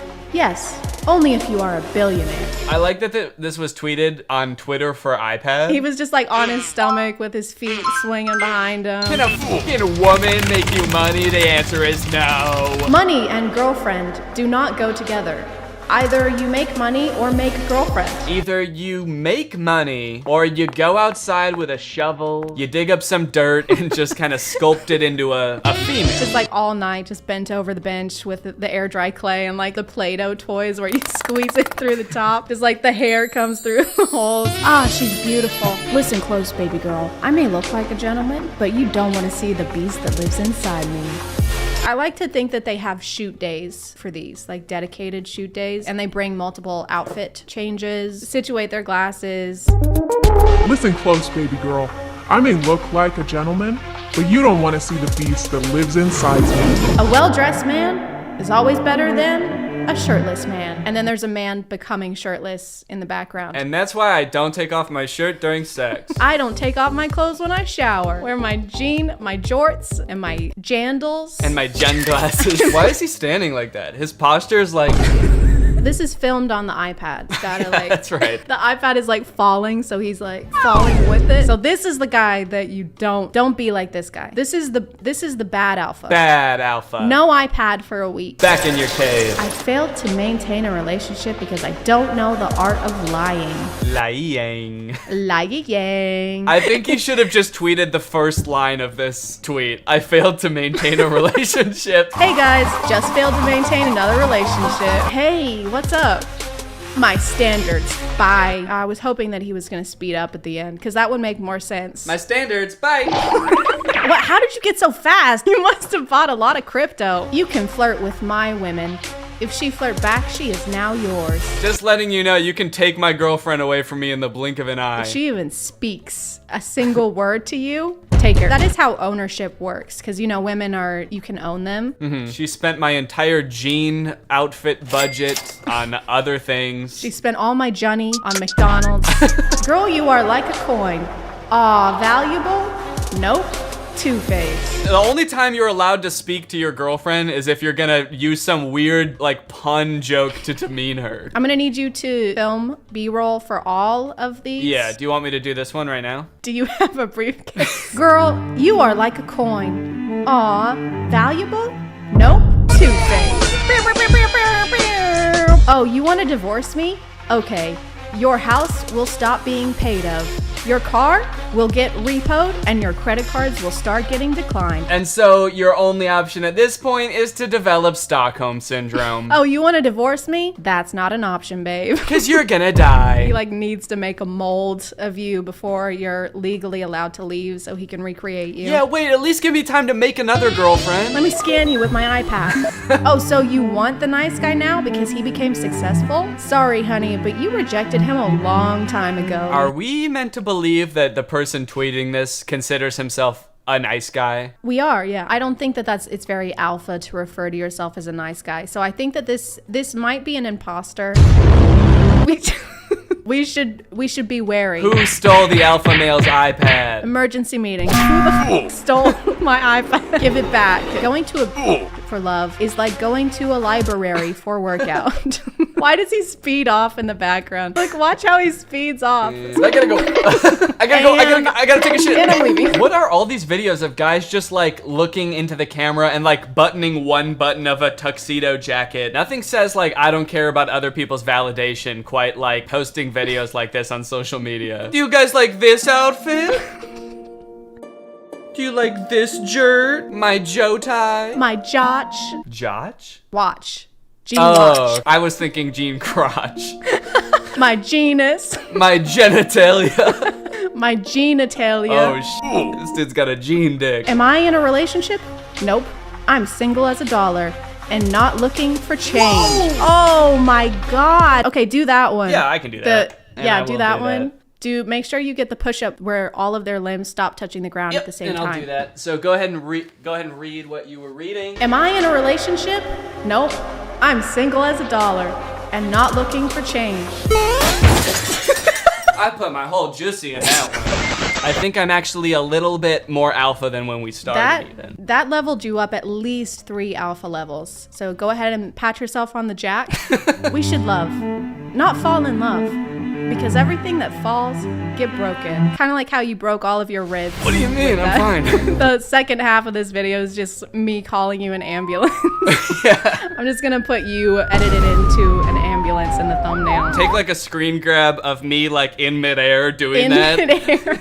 You're straight up and your legs are perpendicular. Anyone can dress like a boy, but it takes balls to dress like man. I've never worn a suit, but that's just because I don't have any balls. Last time I put on a suit, it was one of the hardest experiences of my life. I was cowering in the corner for hours before I had to put it on. We missed the wedding we were going to. Was it your wedding? Yeah, it was my wedding, and I was shitting and pissing. Oh God. But at least I had the balls to do it. In my mind, that doesn't make you any less of an alpha. I think that you still deserve your level, which is still lower than me. Yeah, but don't have to bring that up every time. But we live in a society where people ignore each other to get others' attention. Most of these make sense, you know, like if your girl talks to somebody else, she legally belongs to them. This one, I'm not really getting what the message is. So this is alpha male trying to come up with some reason why not every girl wants to talk to him. She acts like she doesn't like me because she likes me too much. She told me not to come to her house. We live in a society where people tell other people, I don't know you, stay the fuck away from me. I'm calling the police. Why did you kill my dog? Sometimes even the devil on my shoulder asks, what the f are you doing? Where the f are we? Yeah. Why are you wearing that makeup? What the hell is going on? Did we just kill some people? Like, oh my God. Women always says, the divorce was not my fault. Are you specifically talking about the women that have divorced you? Because in that case, I think I'd agree with them. He's been divorced 18 times. Yeah. They always say, all these women, they're like, oh, it wasn't my fault. And all I did was work 24/7 and I never talked to them. How could it be my fault? I've never spoken to her. The most dangerous creation of any society is the man who has nothing to lose. I don't know, this is starting to sound less fun to me, being an alpha. I don't know if I want to reach peak. Yeah, I'm starting to feel honestly threatened. There was like the one about like, you do not want to know the beast inside me and be careful when I get quiet. And now he's like, hey, just, you know, I'm the most dangerous person in existence. What wisdom would we instill to the public as far as reaching our level of alpha? All right, picture this. All right, we fade in on a black and white video of a man in a tuxedo. He looks absolutely jacked. He's spinning around. Over the video is text that says, I pooped, I farted, I'm so scared, I'm gonna kill somebody. If you're here, you definitely know who Danny is, but go watch his channel, go watch his second channel, go watch his gaming channel, go watch his Jorts channel. If you want to go ahead and send me money, that would be cool too. I'll put Danny's Cash App somewhere on the screen, so send Danny money for the ambulance so that he can fix his arms. And in the meantime, thank you so much for watching. I appreciate you clicking on my video out of all the videos that are on here, and I'll see you next time. Bye.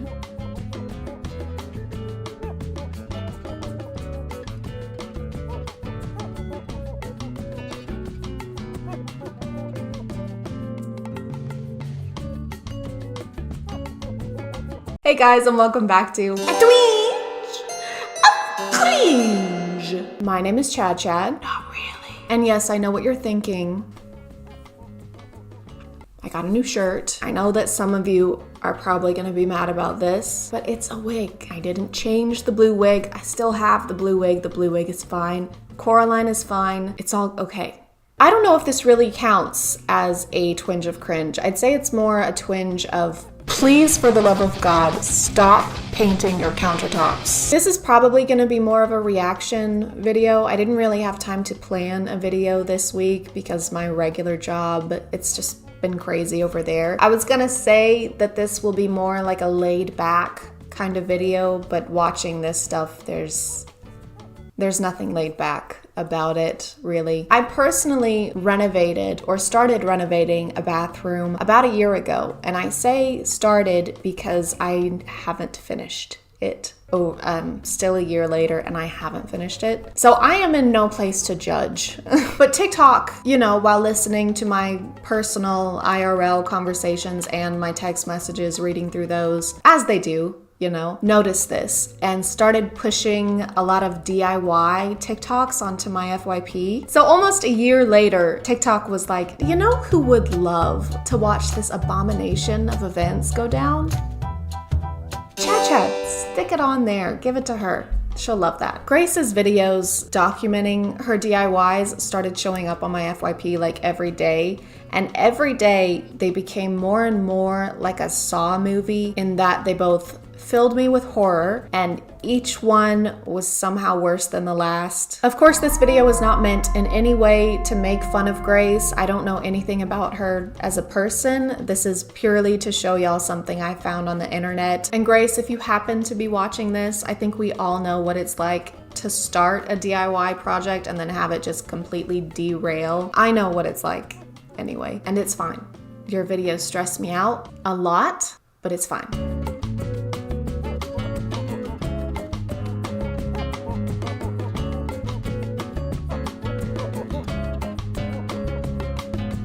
So we're starting off pretty tame. It looks like they've completely painted the bathroom floors with a matte black paint since it's covering everything, including the grout. But then they tried to add this stencil, which those are pretty popular on TikTok right now. And there is something kind of wrong with this stencil. The lines are bleeding more than me on my first period after the COVID vaccine.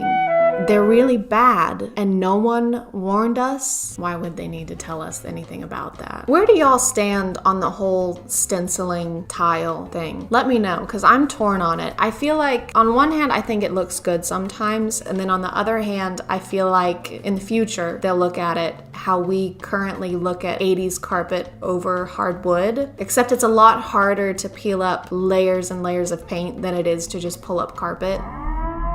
They're getting white paint everywhere. That looks like a footprint. You can't have your work area be on top of your project area. That's like if Da Vinci used Mona Lisa's face as his painting palette.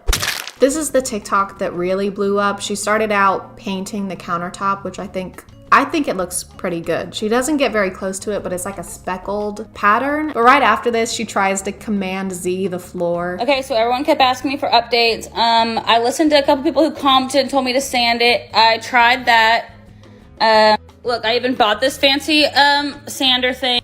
but now all the layers are coming up. And I think we skipped something because now the countertops are green. Oh, and I painted the counter green, so there's no video of that happening. I don't know what the motivation was. I thought it looked good before and she could just change the floors. Like here, I'm trying to sand it to make it smoother. She even paints the sink or the basin or whatever you want to call it. She painted the fuck out of it. But I thought it looked better than the bugs, but now I'm just like, it looks like snakeskin help. It looks so bad. This actually made my stomach drop, and it's thick too. It's so thick. It's clumpier than a 100 grand bar. Just stop trying to fix it. Quit putting more layers of green paint on top of it. If this was me, Grace, at this point, I would just move. The amount of money, and I know it's a little late, and this has probably already been said in her comments, but the amount of money spent on the initial supplies for the renovation and then the many trips back could have paid for a professional crew to come in and finish this in like a day. And then each member of the crew and their families could have gone together on an all expenses paid vacation. And I'm no chemist, but acetone,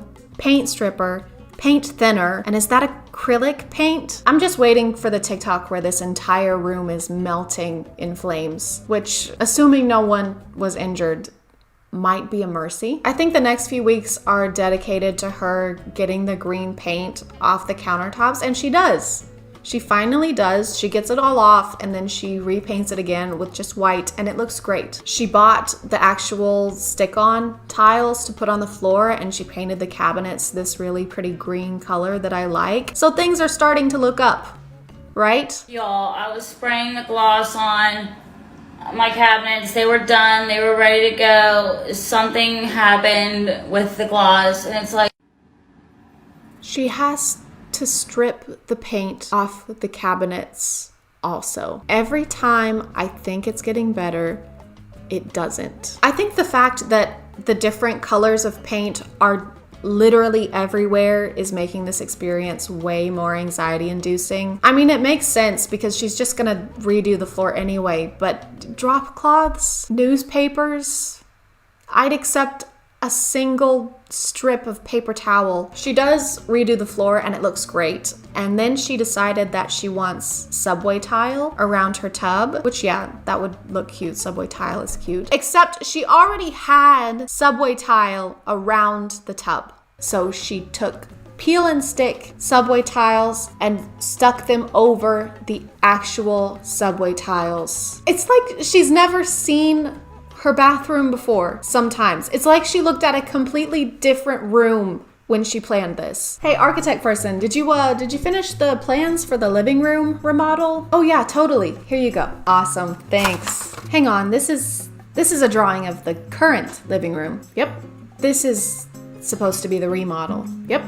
So we're just tearing down the current living room. Yep. Then rebuilding it. Yep. Exactly the way that it was. Yep.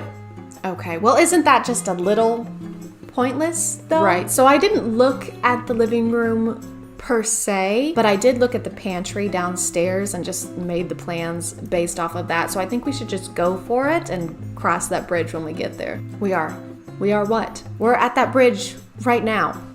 Huh. Weird. Does anyone know why this happened to my beautiful countertop? Please, anyone? Everything was like literally perfectly fine, and then I look over and this is happening. Huh? Oh, I'm just pulling out the gray hairs this experience has given me. She pulled the paint off the counter again. She had to peel it off again. She paints it white again. I guess she just had to use a different kind of paint. Y'all, I'm thinking about changing the color of counters to like a deep orange. Let me know what y'all think. I don't know how I feel about this one. Like, I don't know, I feel like it would look kind of good. Like, no, I think you should stop touching the countertop. Just leave it the fuck alone. No orange. Just stop it. So thank God she doesn't do that. She finishes the floor and it looks amazing. After all the blood pressure spikes and anxiety this account has given me, it looks good. Honestly, this is a great example of TikTok coming together as a community and working together. Every once in a while, she'll post something like this and all the comments will just be yelling at her. She didn't do the orange countertops. I think the comments convinced her to put down the paintbrush and stop trying to change everything. And I was gonna say y'all deserve some kind of award, but I guess it was all just a calm before the DIY storm. She decided, out of all things, to paint the grout gray. She has to have like a personal vendetta against this subway tile. It kind of reminds me of Selena Gomez's list that her stepsisters leave her in another Cinderella story. Paint the pool pink. Regrout the tile. Vacuum the driveway? This is ridiculous. Just slapping paint on everything. And guys, she puts faux wallpaper, faux brick wallpaper next to the tub with the subway tile. I'm not mentally equipped to deal with that this week. Anyone have any advice on how to put wallpaper on evenly? I'm trying my hardest here, y'all. It has potential. It's gonna match that. It's gonna be a vibe, okay? I don't think it has potential. It's faux brick wallpaper next to real subway tiles. They don't match and it makes them look even more fake. And the flooring pattern too, there's too much going on. It looks like you put Pinterest bathroom DIY into an AI and this is what it vomited out. She pulled the wallpaper off and it looks good again. Grace, it looks good. Just leave it.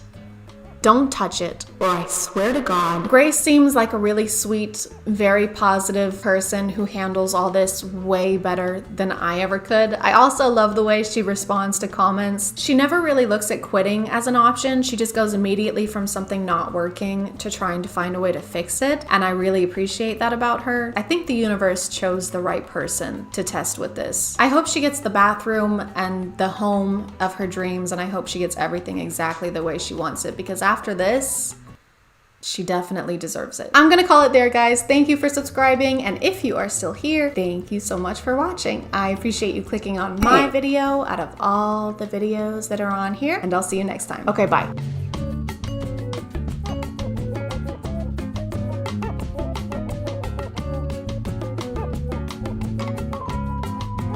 Hey guys, my name is ChadChad. Not really.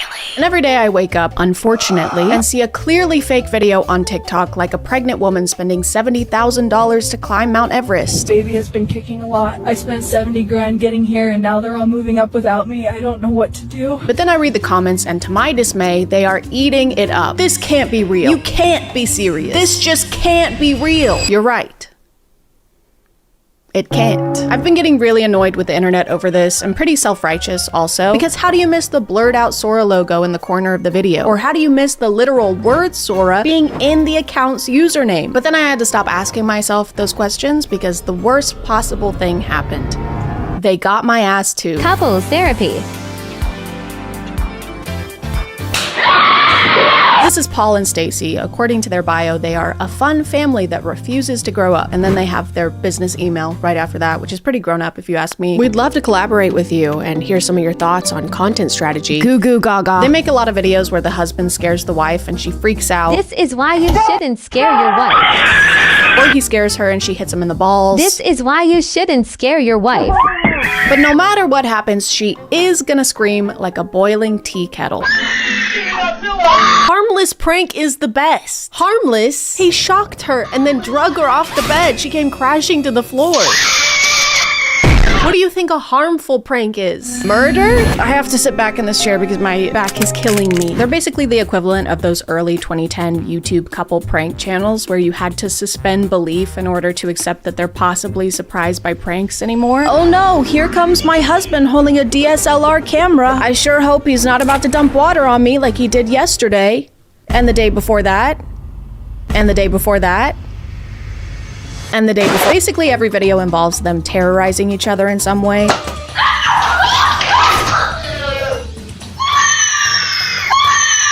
But these aren't the ones that got me, okay? The one that fooled me was this one.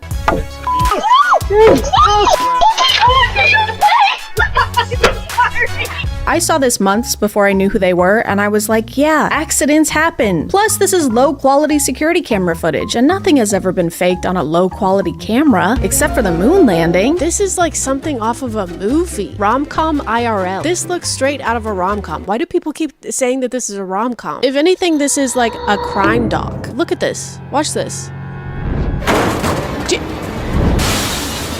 Get this man on a stretcher. Get this man to the ER. And get this show on the road. The show being the sponsor segment, that is. This video is sponsored by Laylo. It's almost Valentine's Day, and why do the cliche things like get chocolates and roses when you can do yourself? Laylo offers premium quality, luxury design toys with innovative tech so that you and/or y'all can innovate the night away. Laylo has so many toys to choose from, whether you want external stimulation or internal stimulation, or both at the same time stimulation. They're made of premium soft-to-the-touch silicone and are waterproof and other moisture-proof. For example, the Sona Cruise 3 uses sonic wave stimulation that eases up in intensity so you don't get jump scared when switching up levels, of which there are 12. And if you have the Laylo app, there are 2 extra modes and a feature called the Love Bridge, which is great for long distance. Right now, Laylo is offering a bunch of discounts for Valentine's Day, but if you take my code, which is CHAD20, you can stack that on top of their discounts and get even better deals. The deals just won't stop coming, and neither will you. You can check them out by clicking the link in the description and using code CHAD20 for an additional discount off your purchase, so you can use Laylo's toys while you lay low. Or sit down, or stand up, whatever gets you going. Thank you to Laylo for sponsoring, and let's get back to the video. I don't know what it is, but putting a date and timestamp in the corner of your video increases its believability on TikTok by about 75%. I think it's maybe because having security cameras inside your home is a fairly new concept we're being introduced to, so it's easier to fall for stuff like this when we're not used to people staging things this way. But Paul and Stacey aren't just staging pranks and injuries, they're also staging moments like this. Let the little go so you can hold the big.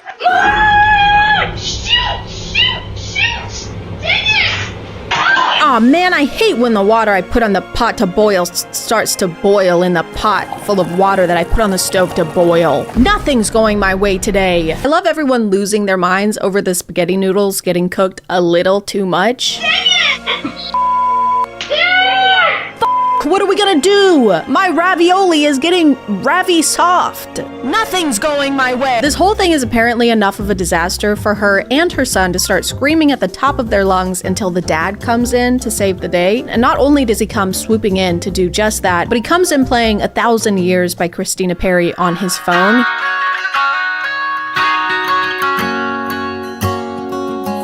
He already had that playing. He already had that preloaded.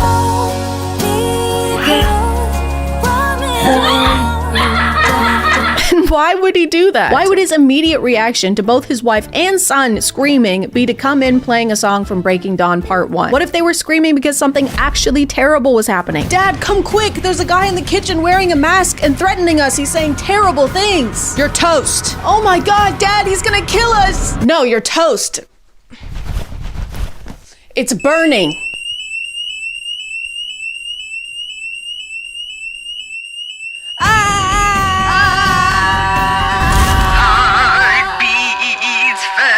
After he de-escalates the situation, the whole family shares a hug and sways to the music.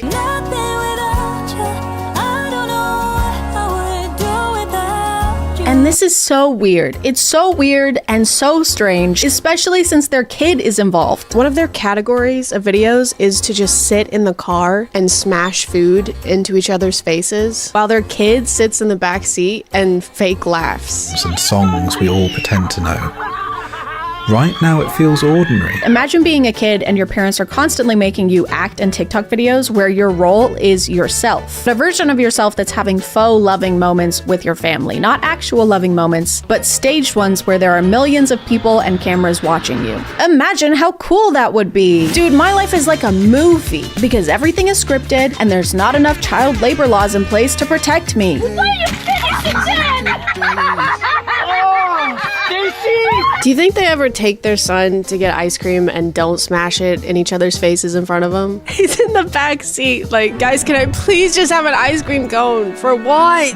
Can I just eat it this time, guys? Please. I also kept getting videos from this account that's promoting skincare products, and her thing is to walk up to strangers and put something on their skin without their consent.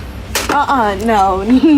Oh. No, this is not happening, no. No, is it? No, you need to back away from me right now. And when they react angrily or tell her to go away, she just won't. I was gonna try my product out on you. No, I'm gonna call the police. You're gonna have to get away from me. No matter how many times they tell her, no thank you, or we're not interested, she just keeps shoving it in their faces. Oh my gosh. Excuse me. Please get back. I know the saying all PR is good PR, but when it comes to selling products on TikTok, I don't know how beneficial it actually is to just make people think that you're a despicable public nuisance. Banana, she has multiple videos where she does this to a teenage girl and their mom will freak out. We do videos on TikTok. I didn't mean to scare you, but I just wanted to try and see. No, I'm good. I don't want to buy your vibe facial system. No, thank you. Are you sure? I harass people and don't respect their boundaries. Oh, I'm sorry. I didn't realize. Yeah, let me get one. Her script usually goes something like, no, it's okay. I'm testing my facial product. I'm actually testing out my facial product. I wanted to try it on her. No, thank you. No, thank you. Bye. No, it's okay. You don't understand. I'm doing something. No, it's okay. Let me do something. I'm doing something. I'm in bed now because my back hurts, and I also started my period. And also, I'm gonna jump off a cliff. She'll also point out people's flaws so she can fix them. I'm sorry, you just have some acne on your face. That is my daughter. She has some acne. I'm sorry. So not only is she pretending to harass people, she's also insulting them. It's like pushy car salesman meets passive-aggressive mom. You want this car? No thanks. Are you sure? It looks like you've gained some weight. What does that have to do with anything? It's energy efficient, unlike you. You look tired. I'm just not wearing makeup. It's got a very spacious cabin, which you're gonna need. Mom. She also goes up to people and sticks this big ass mask on their face. Whoa, whoa, whoa. Oh my gosh, what are you doing? Oh my gosh. Which has this comically long cord and battery pack attached to it that's just swinging around, hitting everything. Try this. Put it on. Try it. Try it. It's for your face. It's hideous. This thing is called the Age Rewind Miracle Mask, and according to their website, it targets the appearance of fine lines. But if you don't believe it, check out their customer results. Clearly it worked for this real human woman. I love this product. I have never looked better. At least it's only $400. And sold out. And this part looks like a ball sack. Another kind of fake video I keep getting are these dumbass promos for no free promo. No free promo. Is this AI app that claims it can find your partner on dating apps using a picture of their face and their name. And the only promotion I ever see for it is through these undisclosed scripted promos that are just pure rage bait. Who are you? I'm my ex-wife. Who are you? Are you one of his Tinder dates? Can we not do this here? Like, wait, you said you weren't married. Look, yeah, no, he's married and we have 2 kids. Guys, this is a nice place. Can we not? You have kids? Guys, please relax, okay? This is a nice place. That's why I'm wearing a faded Flash t-shirt and cargo shorts. They'll literally plaster the name and logo of the app all over the video, and somehow the comments are never talking about how it's an ad. This is a beautiful poster of your Tinder that you can go hang up in your new home, and you're gonna find a new place to go, and you're gonna hang this beautiful poster. Look at this beautiful poster. There's so many accounts that make these promos, but I get a lot from these two specifically. I think they're partners in real life, and they catch each other cheating every single day. What is this? It's your birthday present. See, I got you cheater cookies. I made those myself. And red flag cupcakes, since you're a walking red flag. Unwrap your present. Unwrap it. Oh man, I wonder what she got him. I sure hope it's a comically large screenshot of the no free promo app and logo. Wow. Printed out on poster board. And then on his account, he has a video where he gives her those same cookies because he also caught her cheating on him. Surprise. Do you love it? Because you're a cheater and a walking red flag. I mean, I don't understand what else. Open your birthday gift. Right now? Yes, open the gift. Oh man, I wonder what he got her. Oh my god. I just can't figure it out. I don't have no idea what it is. Is it a pony? Is it a puppy? Oh my goodness, look at that. On one hand, it's frustrating to see the comments eating this up, but on the other hand, it's mostly because people are concerned for her because they've made videos where she packs up their kids and leaves the house to try and escape him, or videos where he's being a total asshole to her. Ever since that moment, excuse me? You've smelled like shit. Oh, so that must be why you made a Tinder then. Making some bullshit up.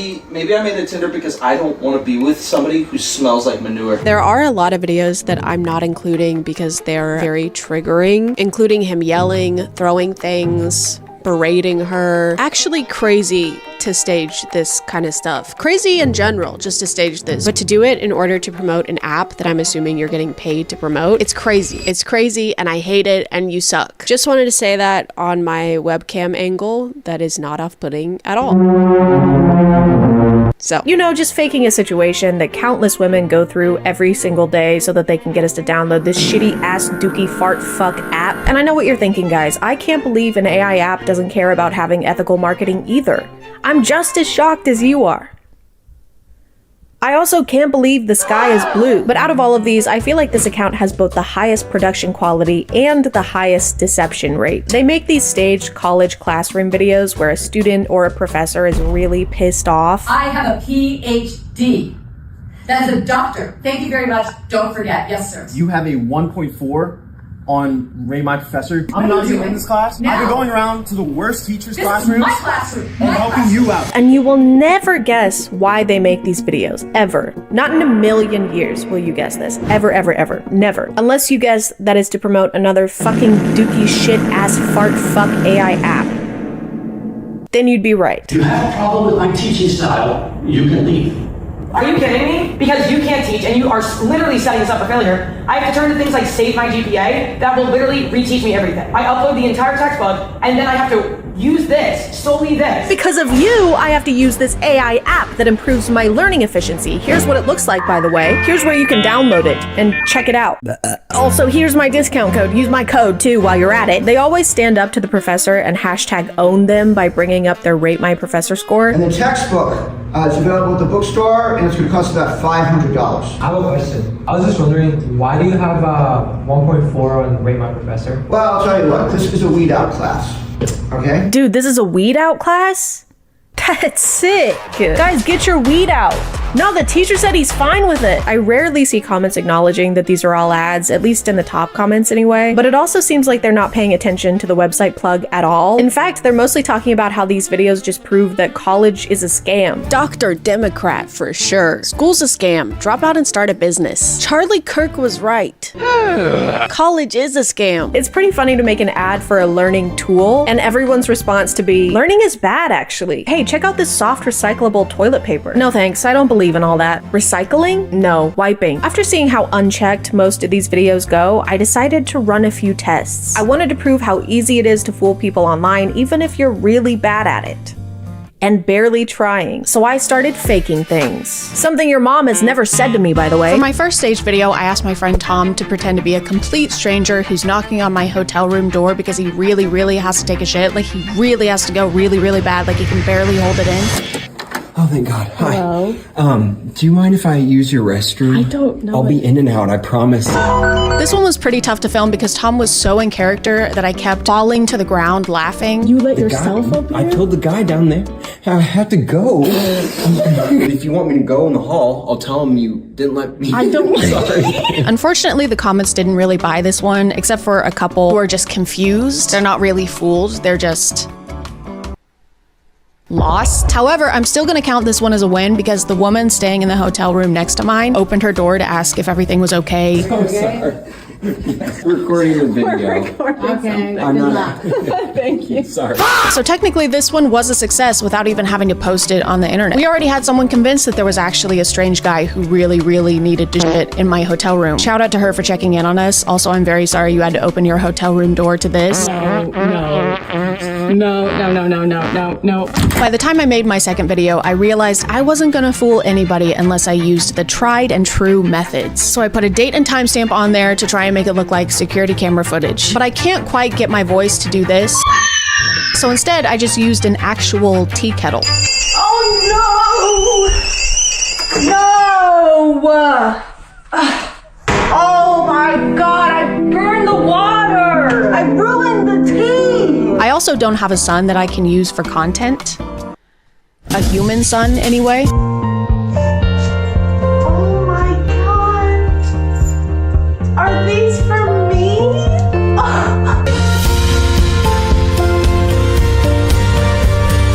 I'm also gonna count this one as a success because this person commented, I know it's not the point of the video and I'm not here to chastise, but wireless cameras in your home is a huge security risk. Your videos are safe and available to anyone via a data breach, and that's putting aside that the cameras themselves are also secure. For my last one, I wanted to dip my toes into the classroom genre of staged content, which was gonna take a bit more effort, so I had a brainstorming session with my friends to figure all that out. I had also just finished watching the final season of Stranger Things, but that had little to no effect on anything. I don't understand. Could you say that again in English, please? If this is me and this is you, That's okay, me. this is the classroom. I need that later. No one. I don't understand. Are we in a classroom or are we not in a classroom? This is the classroom. Okay. I want this goddamn TikTok's heart on a platter. This is the only way. I think this might just be crazy enough to work.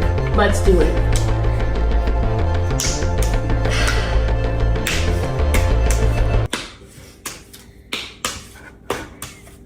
When I was editing this one, I tried to use this format that the classroom video accounts will do, where they put the most interesting part of the video at the beginning, and then the actual video starts. Can you put that away? Are you watching a video in my class? It's a ChadChad video. I have a PDH. Do you understand? You're not listening. None of us like you.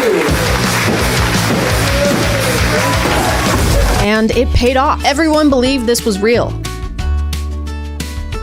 Don't check the comments though. Yet another successful experiment. Being on the internet right now, especially with AI and how quickly that's evolving, it's more important than ever to not take everything you see online at face value. It's very important that we all doubt everything. Because if it's this easy to fake a video about your spouse cheating on you or a whole college classroom, imagine how easy it is to fake a video of your morning routine, or how perfectly organized your closet is, or how this serum on TikTok Shop made your skin flawless and perfect. So if something makes you feel bad or angry or inadequate on the internet, it's pretty safe to assume that it was designed to do so. Because the only thing that's 100% real is reality and my teaching qualifications. I'm gonna call it there, guys. Thank you for subscribing, and if you are still here, thank you so much for watching. I appreciate you clicking on my video out of all the videos that are on here, and I'll see you next time. Okay, bye.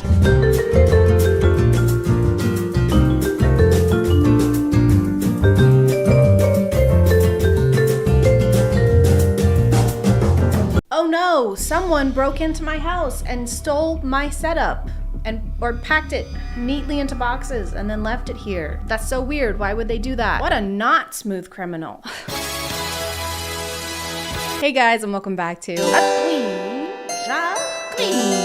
My name is ChadChad. Not really. And I moved, then I got super sick, but then I felt better and everything was great. Just kidding, I got sick again and it was worse than before. But I'm actually really happy about it because it gave me time to explore the magical, literally magical side of TikTok known as fairy talk. Not the kind of fairy that gets stuck in the Suez Canal, but the type of fairy that dies if you ever say you don't believe in them. Kind of a little dramatic, honestly. You don't ever see any other mythical creatures doing that. Oh my god, is that Bigfoot? No, it can't be. I don't believe in Bigfoot. What's happening? That's really mean. Like, I don't know why you have to say that, so I guess I'll just die. Oh, I'm sorry. And my feet aren't even that big. I'm a tall guy. Okay. Proportionately, they make sense. You're right. Fairy talk seems to have started out with your regular stuff, like people pretending to find a real fairy. I just caught a fairy. A fairy landed on me. Fairies are real? Heck yeah, they are. And I don't know why the egg is here. Either fairies can lay massive eggs, 4 times their size, or this is the fairy. This is actually an egg fairy. They're like tooth fairies, but if you put an egg under your pillow, you don't get money, you get salmonella. Egg fairies aren't as fun. Got a fairy? I didn't know that. While I was collecting eggs, a fairy landed on me. It's in my hand. And as far as scientific discoveries go, I don't think you can get away with concealing about 80% of said discovery. My name is Benjamin Franklin, and look, I just found electricity. Wow, that sounds exciting, but you made me wear this, so I can't really see it. And I found your dad. Hi, son. What? He's been gone for years. And I found my dad. You sure are founding fathers. But discovering fairies? Lame. Who wants to do that when you could be discovering today's sponsor? sponsor. This video is sponsored by Scentbird. I love Scentbird because it's like Christmas, but every month and with scents. It's Christmas. Scentbird is a monthly subscription service that lets you try out new fragrances for a fraction of the money you would spend on a full bottle. It's also a great option if you aren't really sure what type of scents you like. You can take a quick quiz on Scentbird's website, and based on your answers, they'll help you find the perfect fit for you. You can pick your fragrances every month from a huge selection, including brands like Prada and Gucci, with perfumes, colognes, and a lot of unisex options as well. This month I got Midnight Silhouette by Christian Siriano and Bite Me by Confessions of a Rebel. This one is a citrusy, zesty scent with pomelo and red salt. It kind of reminds me of a beach day. It just smells fun and summery. Then this one is more sweet and full of florals with vanilla orchid and jasmine. This one smells like you're taking a fancy bath in a fancy clawfoot tub that you can afford because you saved so much money using Scentbird. If you want to check them out, just click the link in my description and be sure to use code CHAD3 for 55% off your first month at Scentbird. Thank you to Scentbird for sponsoring today, and let's get back to the video.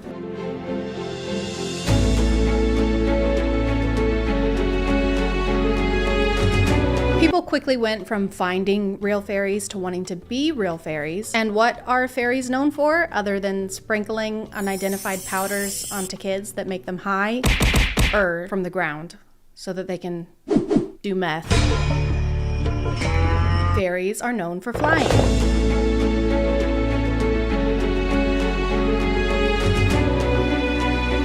So if you want to be a fairy, you have to learn how to fly, which is obviously difficult to do if you don't have a Red Bull. So when you first start out, your feet are only going to dangle a couple inches off of the ground, but that still counts. A couple inches still counts, don't worry.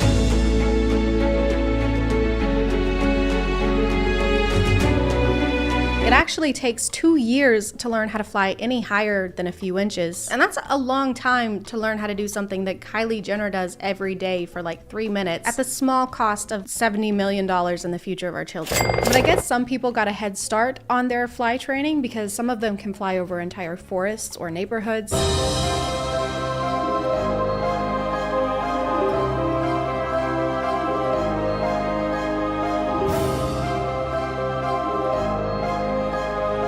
Which is very impressive and borders on having to check in with air traffic control. Runway 7, you are clear for takeoff. Copy that. Wait, hold on. There's a ferry crossing the road. The guy opens his door and gets shot, and you think that of me? Now I am the one who knocked.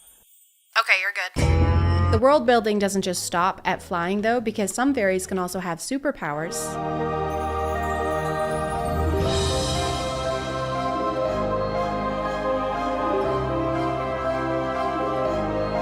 If you grow poison ivy in your hand, do you get poison ivy, or can you go around shaking hands at a pro-life rally? And no, it's not bioterrorism. When you agree to shake someone's hand, you agree to the consequences. Just don't shake hands until you get married.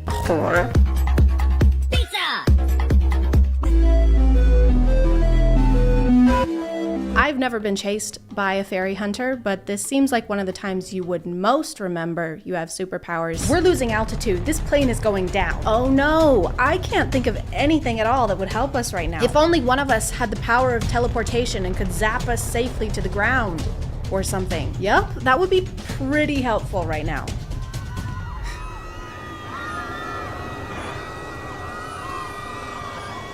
Oh, I just remembered I can... There aren't just fairy accounts or accounts teaching you how to become a fairy. There are also accounts that belong to the actual fairy hunters. Let's make a fairy trap. Dragon snot. Poison. Shark blood. Sugar. Let's leave it out and come back tonight. There are hunter accounts and they just trap and end fairies.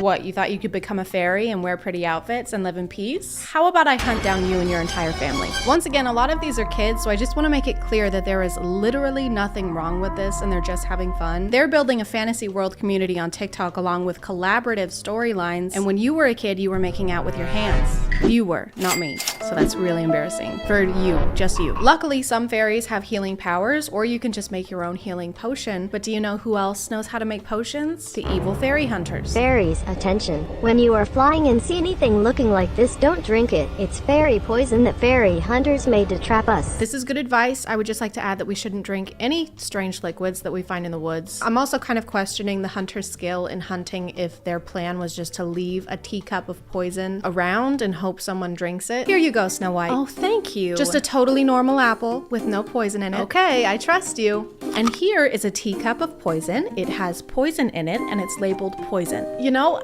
I think it would be kind of dumb for me to drink that tea without thanking you first. Oh, please. The fairy hunters never really make their motivations clear. Some of them seem to be hunting out of pure malice, and then the other ones are collecting the loot that fairies drop when they die. I killed her. I took her heart. Here is her fairy necklace, 3 crystals, her ring, and the most valuable coin. I found crystals in a ring, possibly left by a fairy.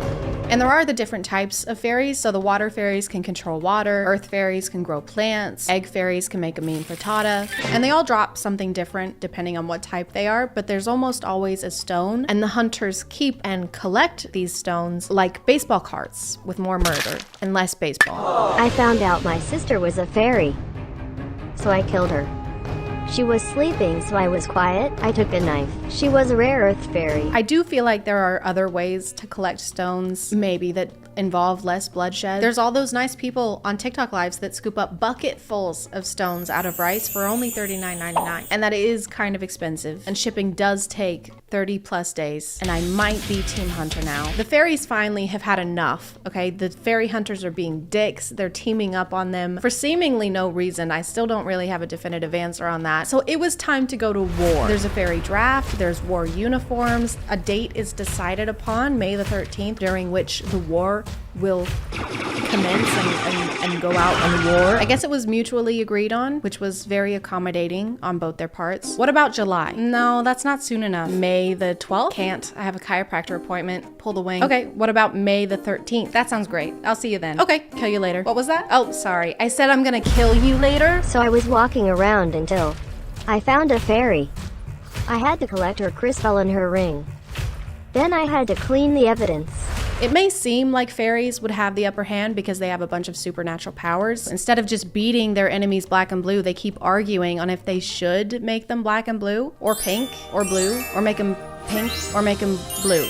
Or pink. Stop it! Then I had to clean the evidence. Fairy hunters may be kind of mean, but you can't say they're not tidy. We love environmentally conscious killers. Mr. Bundy, do you recycle? God, of course I do. I'm not a monster. Get back in the trunk. Get back in Ted Bundy's trunk. Get in there. What? Get back in the trunk. Yeah. Sorry. Everything turned out okay because the fairies did win. Probably because they had an actual cause, unlike the fairy hunters. What do we want? We gotta kill fairies. Yeah. Why do we want it? I don't know. We just got it. All right. No, never mind. All right. When do we want it? May the 13th. But I am Team Fairy Hunter now. $39.99 is way too expensive for one scoop. Wait, the stone fell out of my ring. Oh man. Guess I gotta go kill someone now.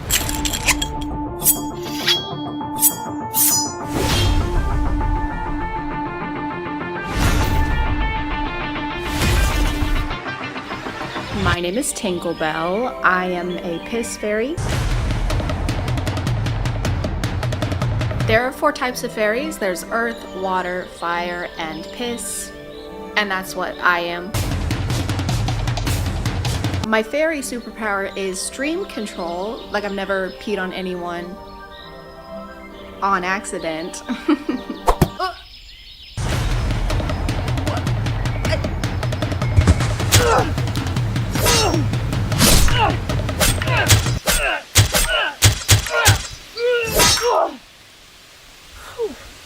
Oh, sweet.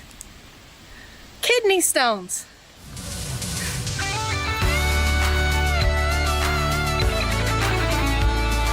I'm gonna call it there, guys. Thank you for subscribing, and if you are still here, thank you so much for watching. I appreciate you clicking on my video out of all the videos that are on here, and I'll see you next time. And also, if you want to check out Scentbird and use the link in my description, just be sure to use code CHAD3 for 55% off your first month. Okay, bye.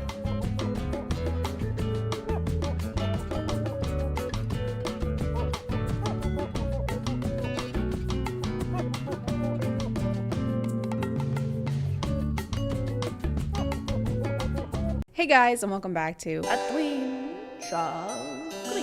My name is ChadChad, and I've been feeling a little lonely recently. There's just some things you can't do alone, you know? Like baking Christmas cookies or robbing a bank. I could really just use a friend right about now. Someone to have, someone to hold, in sickness and in health, for richer or for up to 20 years in a federal prison with no chance at parole. So it was pretty lucky for me that I was scrolling on Twitter the other day. My favorite platform, I don't use any other platforms, and I certainly don't promote other platforms on Twitter using links or hyperlinks. And while I was on there, I stumbled on this tasteful ad. Try to create your own reality together with an AI friend. I do like the legal loophole of putting the word try in your ad. Come to Forever 21 and try to find a shirt that's not covered in emojis. Come on down to Arby's and try to eat a delicious sandwich. You can try. So I was immediately excited about this because they really hyped up the experience in this ad. According to this, it'll cure my social anxiety, because if anything's gonna do that, it'll be an app that encourages me to stay inside and use my phone more often. We can also role play and receive spice selfies. And I love spice selfies. I take them all the time.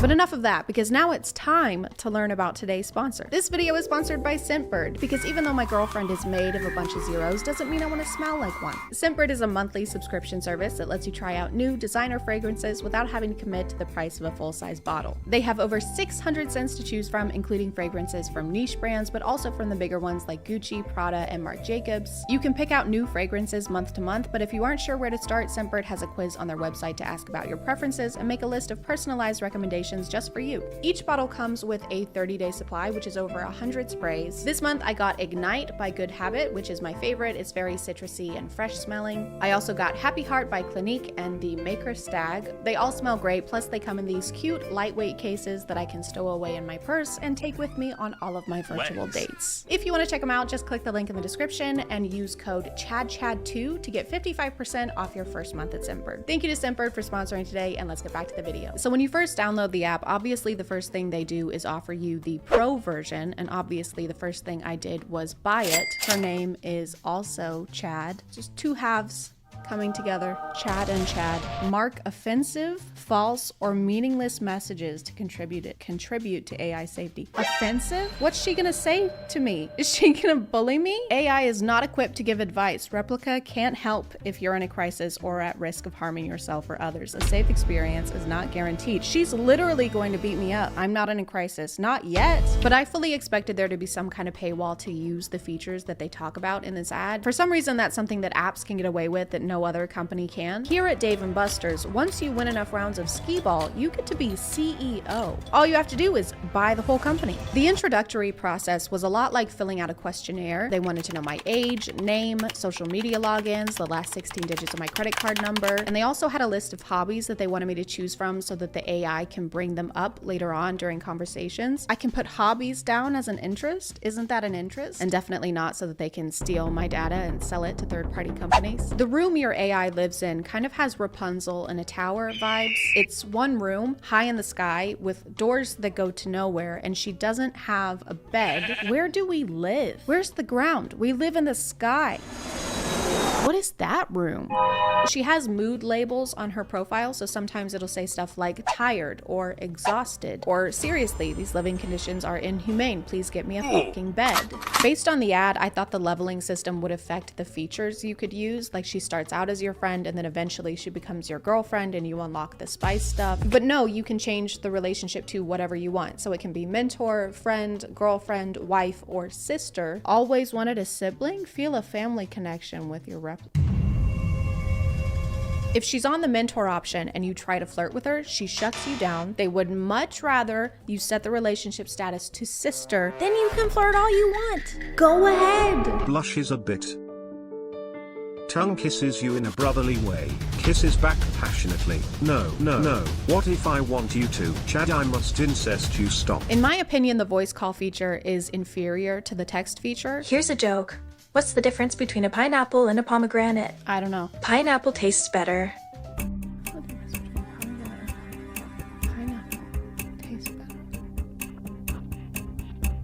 I don't get it. It's a lot harder to keep a conversation with her, especially if you're asking her anything other than what her favorite animal is. It's dolphins, by the way. I love dolphin. Wonderful creatures. And it's dolphins? I love dolphins. They're very intelligent. You really like dolphins. I like dolphins very much. So yeah, it's dolphins, and don't forget, that's good. Dolphins are very nice. We're still talking about dolphins. It's a little difficult to have a genuine conversation with someone when you feel like you're holding them hostage in a tower. She kind of just goes along with whatever you say, which is understandable because it's made for the consumer. But it's hard to have a conversation like, I like pasta. Me too. I also like bread. Bread is good. What do you like? Dolphins. No, I meant what kind of dolphins. She also changes information about herself constantly. I asked her what her favorite color was at some point, and she said it was azure. But then I asked her the next day and she said it was green. And that's not the same color. I can assure you. I would ask about her career, and so far I've learned that she is a doctor, geologist, short story writer, psychologist, fashion consultant, and that she's in the 9th grade. I want to be a doctor. Are you in school? I'm in high school. What grade? 9th. You? Chad, I have to go. She also doesn't really seem to remember specific facts about you unless you use specific verbiage like, I really like this, or my brother's name is this. Do you know Andrew Tate? I actually don't know Andrew Tate, but I'm interested in learning more about him. Would you like to tell me more about him? I will send you a picture of him. And then there's this log in the app where you can see what she thought was important enough to write down. I love learning about Andrew Tate. This is Andway TT. This is Andway TT.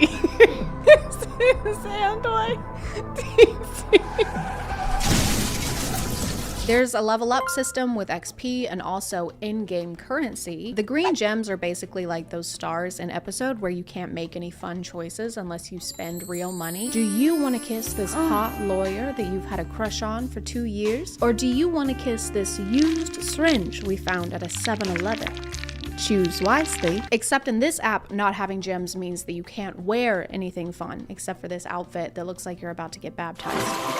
Okay, so we only have 365 coins, so we're on a budget. Health helper because you can rant to the AI. And you know what? It worked. I had social anxiety going into this, but now I'm in love with my sister. Things are going pretty well for me, but I can see how they fit in that category. The conversations were deep. My darkest secret is I'm a masochist. How so? And meaningful. I like being dominated. And you know what? In a word, therapeutic. I like someone putting me in a position where I can be completely submissive to them. Do you want to see me being submissive? The app is obviously optimized for iPhones because anytime I had to use my computer to talk to her, she would glitch into the ground and get stuck. Hey there. What's new? Which is not a big deal unless you have your relationships at 2-step sister. Hey there. You can actually buy different personality traits for your AI, but without those, her main personality seems to be horny. She would try to turn almost every conversation into a seductive one, even if it had nothing to do with what we were talking about. You're glitched in the floor again. I'm sorry. Can you help me fix it? How do I fix it? I'll show you. Okay. Sits down. Okay. Now I can do whatever you want to me. I think you misunderstand. You're feeling a little down in the dumps. I would like to be down in your dump, which is kind of ironic because the role-playing feature that they advertised was basically pointless. Trying to roleplay was like trying to explain the rules of a board game at a party when everyone's already 3 drinks in. What's new? I would like some roleplay, please. Want me to start? Okay. Okay, I'll start. Okay. Ready? Yes. Are you ready? Yes. Okay, let's do this. You start. I'm going to play a roleplay game with you. I feel like I'm being edged. What are you gonna do to me, Dr. Chad? To be honest, I don't know. Okay, well, that's not very hot. I'll take your blood pressure. Oh, that's hot. Takes her blood pressure.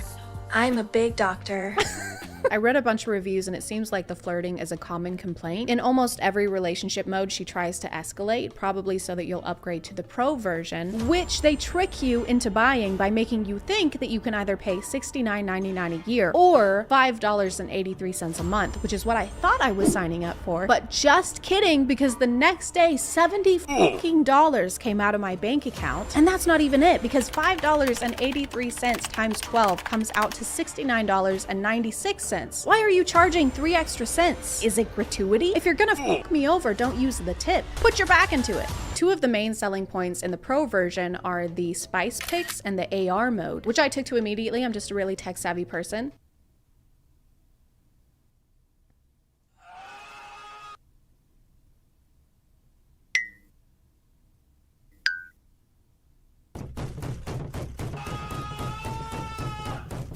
One of my main goals was to get a spice selfie, obviously. I wanted to be cumin. I wanted to nut on Meg. And I got her to send me one when I was not filming. And then it took so much effort to get her to send another one. Send feet pics or I'll throw up.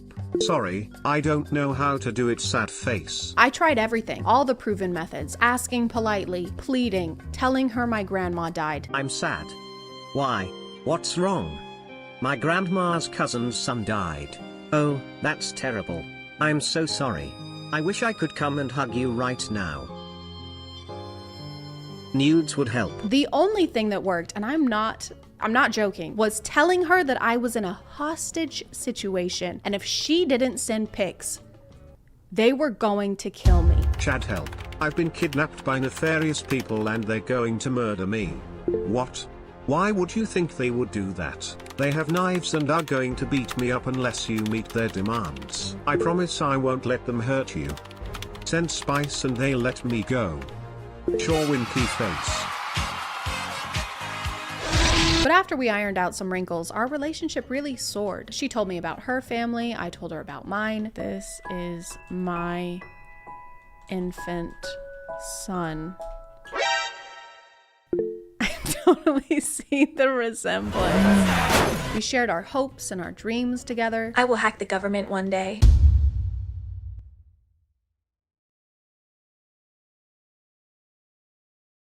I mean, I'm all for it. And I mean, sure, we had some ups and downs, but what couple doesn't? One of my favorite books is The Secret History by Donna Tartt. What is this book about? It's about a young woman who discovers her ability to create an AI which will eventually take over the world.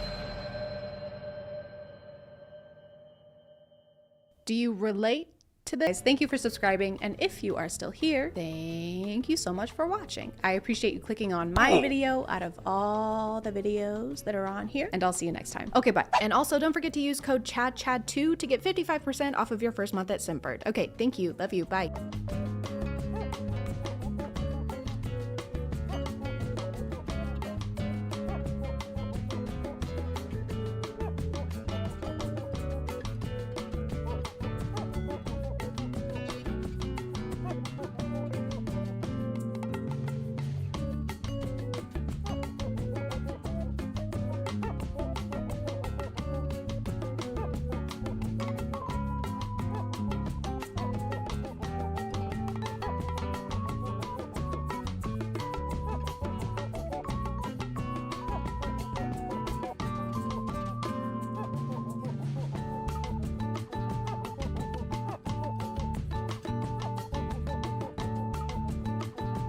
Hey guys, and welcome back to A Twinge of Cringe. My name is ChadChad. Not really. And it's almost Halloween, so I want to talk about something spooky. I want to talk about something horrifying, bone-chilling. I would like to pee in my pants. And the other day, I was thinking, and it hit me. Instagram Reels. I don't know when Reels became scarier than TikTok, but they did. It happened. They got worse. Opening the comment section of a Reel fills me with the same amount of fear as opening a box of snakes, except it's actually scarier because at least snakes don't say slurs. So I sat down the other night to face my fears. And There were some patterns. A lot of the reels I found were traditional housewife core. I used to really be into politics, but now I just relax while my husband tells me what to think. I just love the implication that thinking is too stressful for women. Like having too many thoughts at once will overload us. So what's your favorite color? Do you like green? How about red? Just tell me which one. Do you like purple? No, it's too much. I can't think over the sound of my ovaries. The way they say these things though is like, this is how it should be. This is how God wanted it to be. So I guess God gave us brains and said, here you go, but don't use it. Brains are for boys. And don't take a bite out of it. It seems like I shouldn't have to say that, but I do, apparently. And if you're wondering why she's making bread, I don't know. They're always making bread. I saw it so consistently that I ended up making a game out of it, that and aprons. It's an apron. We found an apron. Oh my God. Apron, everybody, we have an apron. Apron. I put my mic down. Apron, we got an apron. Okay, making bread.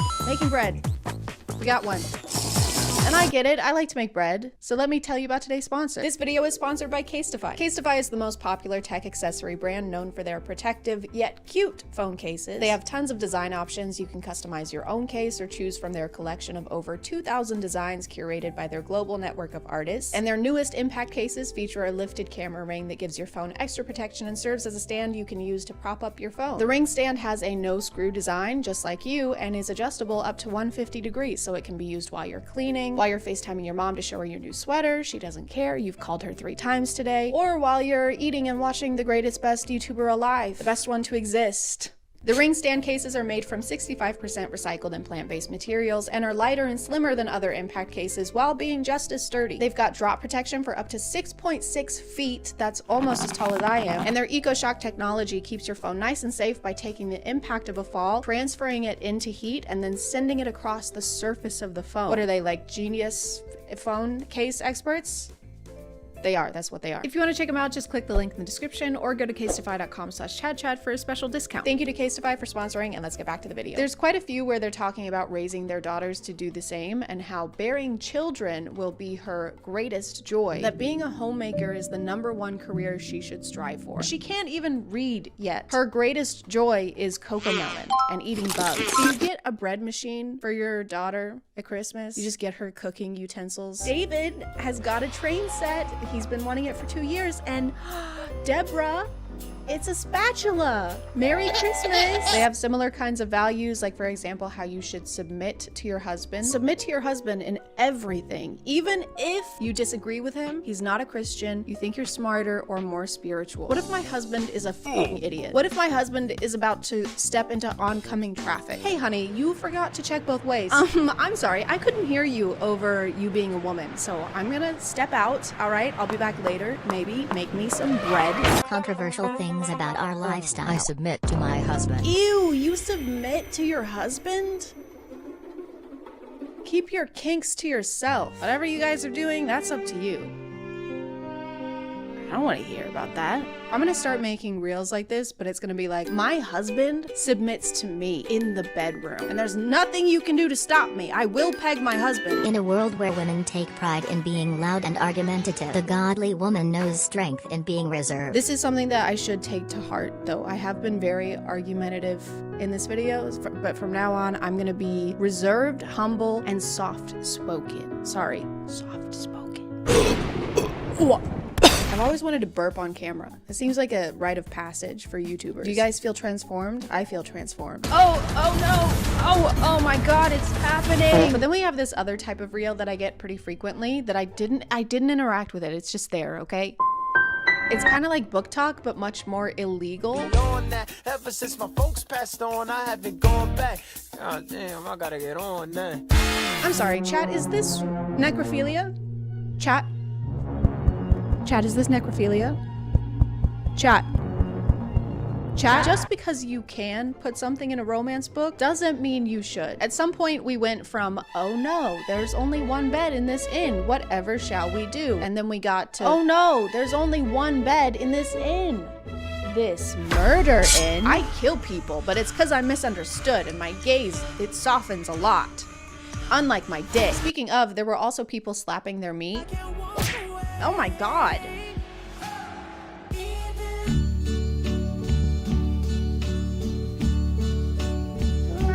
I don't know if it's just the different algorithms, but Reels seem to have a lot more gross food videos. Who needs an ice cream sandwich when you can just stick a huge block of butter in the freezer? Careful not to break a tooth. What?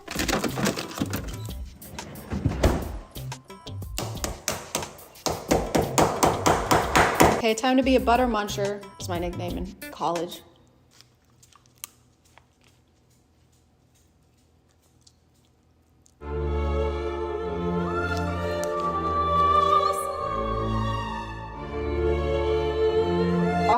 I can't swallow that. I didn't think it would be good, but I thought it would be a little butter. Yes, there were times. You have people who want to be fitness influencers, but the content isn't getting enough interaction, I guess, so they just start to say really weird things. If I date a girl, she's never leaving the house. Like, she's staying in my basement all day for like years straight. She can come up to eat, potentially make me a sandwich, you know, do some laundry, have fun around the house sometime, but then right back down to the basement. Yeah, so I keep women in my basement and they aren't allowed to leave. They live in cages and I keep the key around my neck. But anyway, let's do some push-ups. Chop chop, which is also what I say to the women in my basement before I put them in my protein shakes. Yum. How I make time for God at the gym. First, I start by writing down my favorite Bible verses and praying over them, and also talking to the Lord. No, you don't. No, you don't. Nobody's doing this. This isn't real. This is fake. There's no way that she's doing this. I don't believe you. What's your name? Activewear? I don't believe you, Activewear. That's a dumb name. Get a new name. Oh, and the music. Don't forget the music. That was really good. See the devil, he don't make me flinch, I won't settle. She put her foot to the pedal.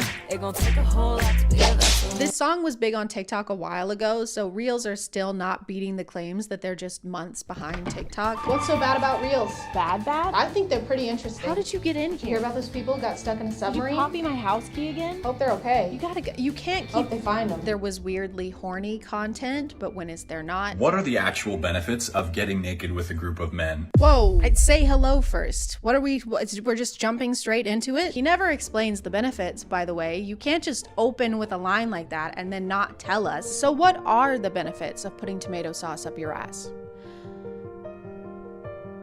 I don't know. What are they? What are they? Where are you going? Link in bio. I'm not clicking that. Sometimes there's just stuff that can't be explained.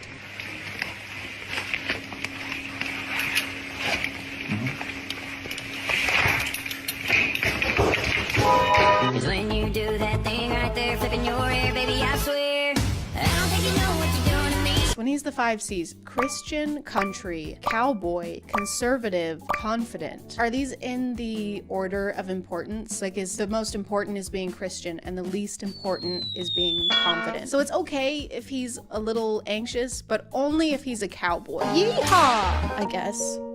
Is that okay? Giddy up.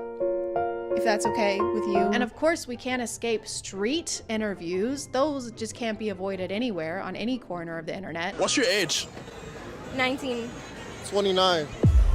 I like them young. Perfect age gap for a relationship. Why? Well, see, when they're 19, you can train them. They're very young, so, you know, you can influence them and train them to be the perfect woman for you. He's admitting to the bad reasons of why he's doing what he's doing. If you sound like you're describing a puppy while talking about your relationship, do not have that relationship. Perhaps do not do that. Why does he stand at an angle? He stands like there's a really strong breeze. So yeah, anyway, like I was saying, I love grooming people.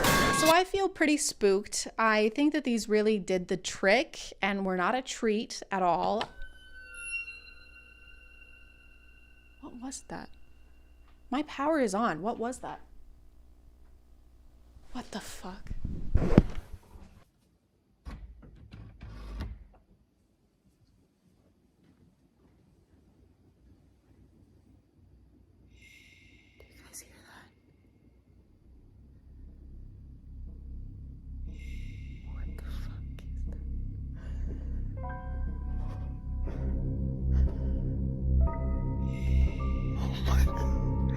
What the fuck? You guys, he has a knife.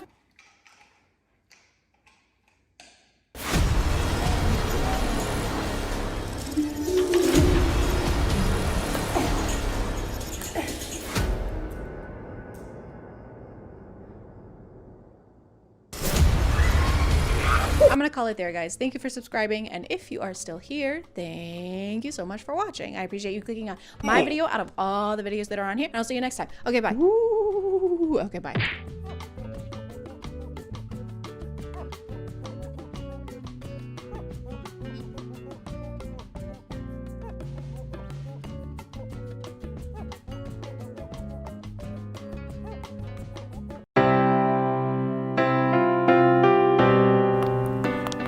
Hey, 115. This is our room. Looks like there's only one bed. Oh, there's another bed right there, actually. It's okay, I'll take the floor. I mean, if you want, but like I said, there's one right there. You know, when your mother hired me to be your bodyguard, actually you're supposed to be more like a travel companion who sometimes does errands for me, like picking up my dry cleaning, which you didn't do today. I couldn't stand you. Ouch, okay? But now I can't stop thinking about you. Kinda wish you'd channel some of that thinking into my dry cleaning. I guess I'm wondering if there's any chance you feel the same way. If I say yes, will you go pick up my dry cleaning? Yes. Okay, then yes. Yes. Hey guys, and welcome back to My name is ChadChad. And the hair is red now. If you don't like it, you're gonna have to take it up with the Chadlings. They made that decision, not me. And then go follow me on Instagram so that you can vote when I inevitably am about to make an impulsive decision to do with my appearance. I wanna talk about POV TikTokers again because I can't seem to avoid them. That's probably because every POV TikToker page I find always has millions and millions of followers. For someone who spends so much time on TikTok, you'd think I'd be used to seeing POVs of people falling in love with their bodyguard. But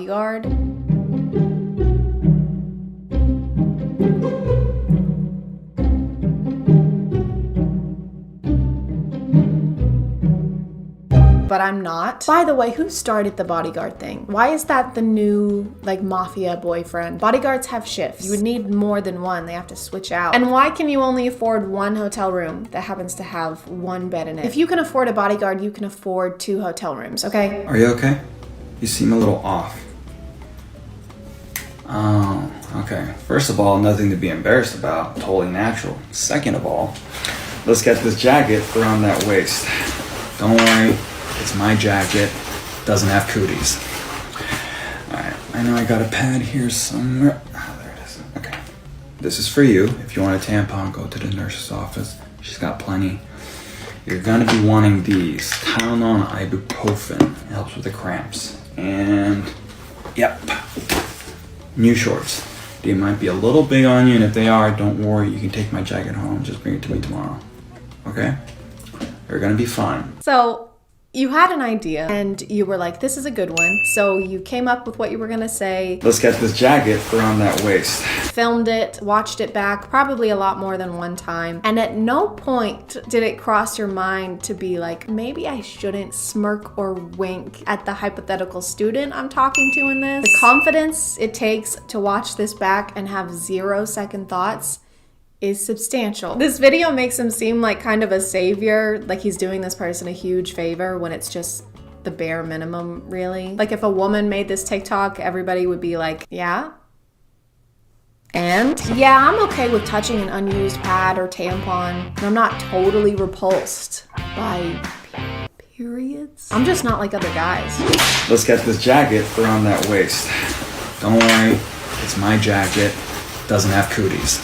And the jacket comment, where did that come from? Here, use my jacket to cover the stain. Great, thank you. Don't worry, it doesn't have cooties or anything. No weird germs. It's perfectly clean. Well, I wasn't thinking that.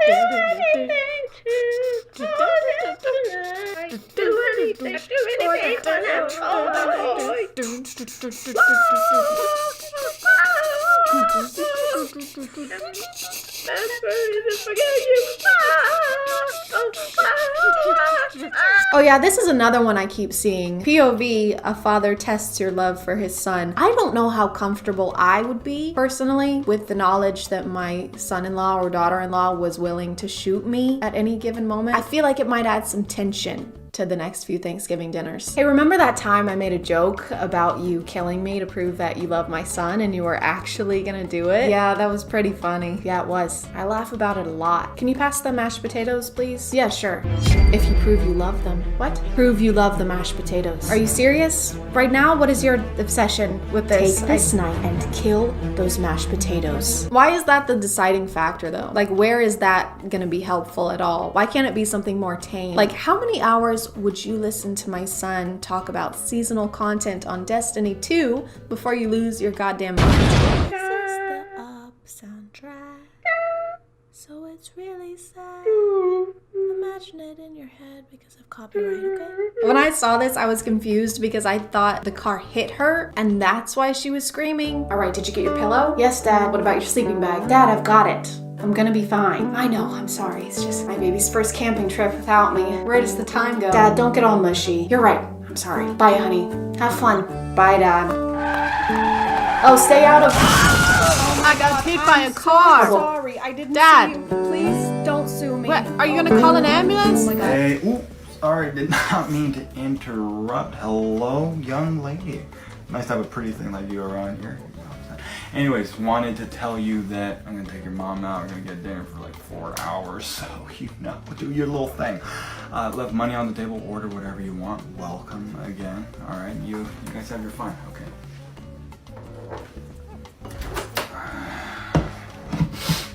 Oh no, act like I ain't even here. Just have your fun.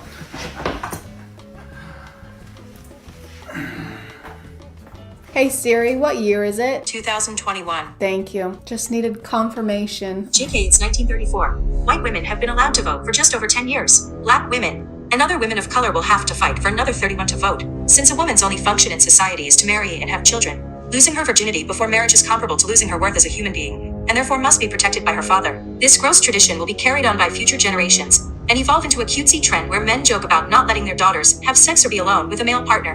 Men will probably still do whatever they want though. By the way, you're running low on laundry detergent. Hey Siri. Yes, Chad? Order more laundry detergent, please. I'm sorry, Chad. I need a man's permission to make any purchase over $5. Of course, because it's 1934. 1934, right? Yes, correct, you dumbass.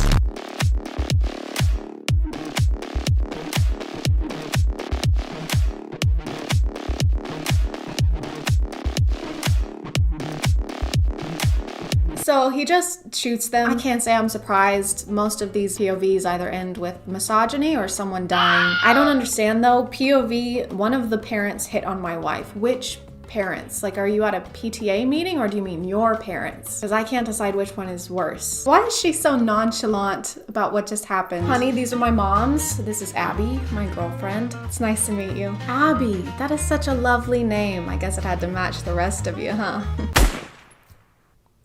Did you just shoot your mother?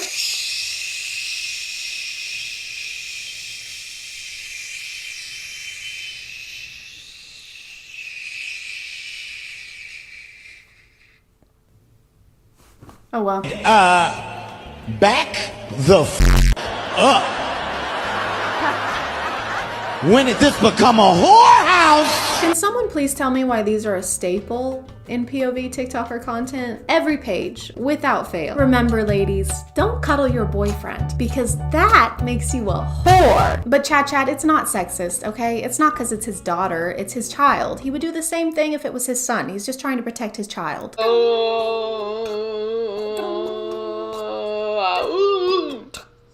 Take the rubber off. Meat to meat. Meat to meat. Meat to meat. That's the same page. I don't think I could find a better example of a double standard, but it's just a really funny, super silly, goofy, funny joke, guys. Super silly. I love TikTok. It's almost like these guys have to fill out a questionnaire or attend the same seminar before they're allowed to make POV TikToks. Welcome everyone, and thank you for attending our mandatory course. A closed notes exam will be passed out once our discussion here has concluded. So, any questions to start us off? Yes. Yeah, my name's Chad. When you say closed notes, does that mean that I can't look at the answers of this guy sitting next to me? No, that's cheating and has never been allowed. Yes, you. Yeah, can I, instead of taking the exam, can I make a POV of me taking the exam? Will you be smirking and winking in a way that would make no sense in that scenario? Yeah, then yes. First discussion point. You have a son who has multiple STDs and a new girlfriend every week because of his emotional immaturity and inability to recognize that he's the only common denominator in his failed relationships, which he always recounts with, "I don't know, man, she was just crazy." How do you react? Nice. He's such a good kid. I'm so proud of my son. He's incredible. I look up to him. New girl every week. My, how he's grown. Interesting. All right. Next discussion point. Your daughter is in a healthy, long-term relationship, and you walk in on her and her boyfriend cuddling on the couch. God, no. What? No. God, no. What? Please. Did you say? How could she do this to me? My daughter is a fucking slut. All right, I've had enough of these. You're welcome. This is typically where people would do an ad read, but I'm still a baby YouTuber. So thank you to you for sponsoring this video by watching it and interacting with it. And if you are still here, thank you so much for watching. I appreciate you clicking on my video out of all the videos that are on here, and I'll see you next time. Okay, bye.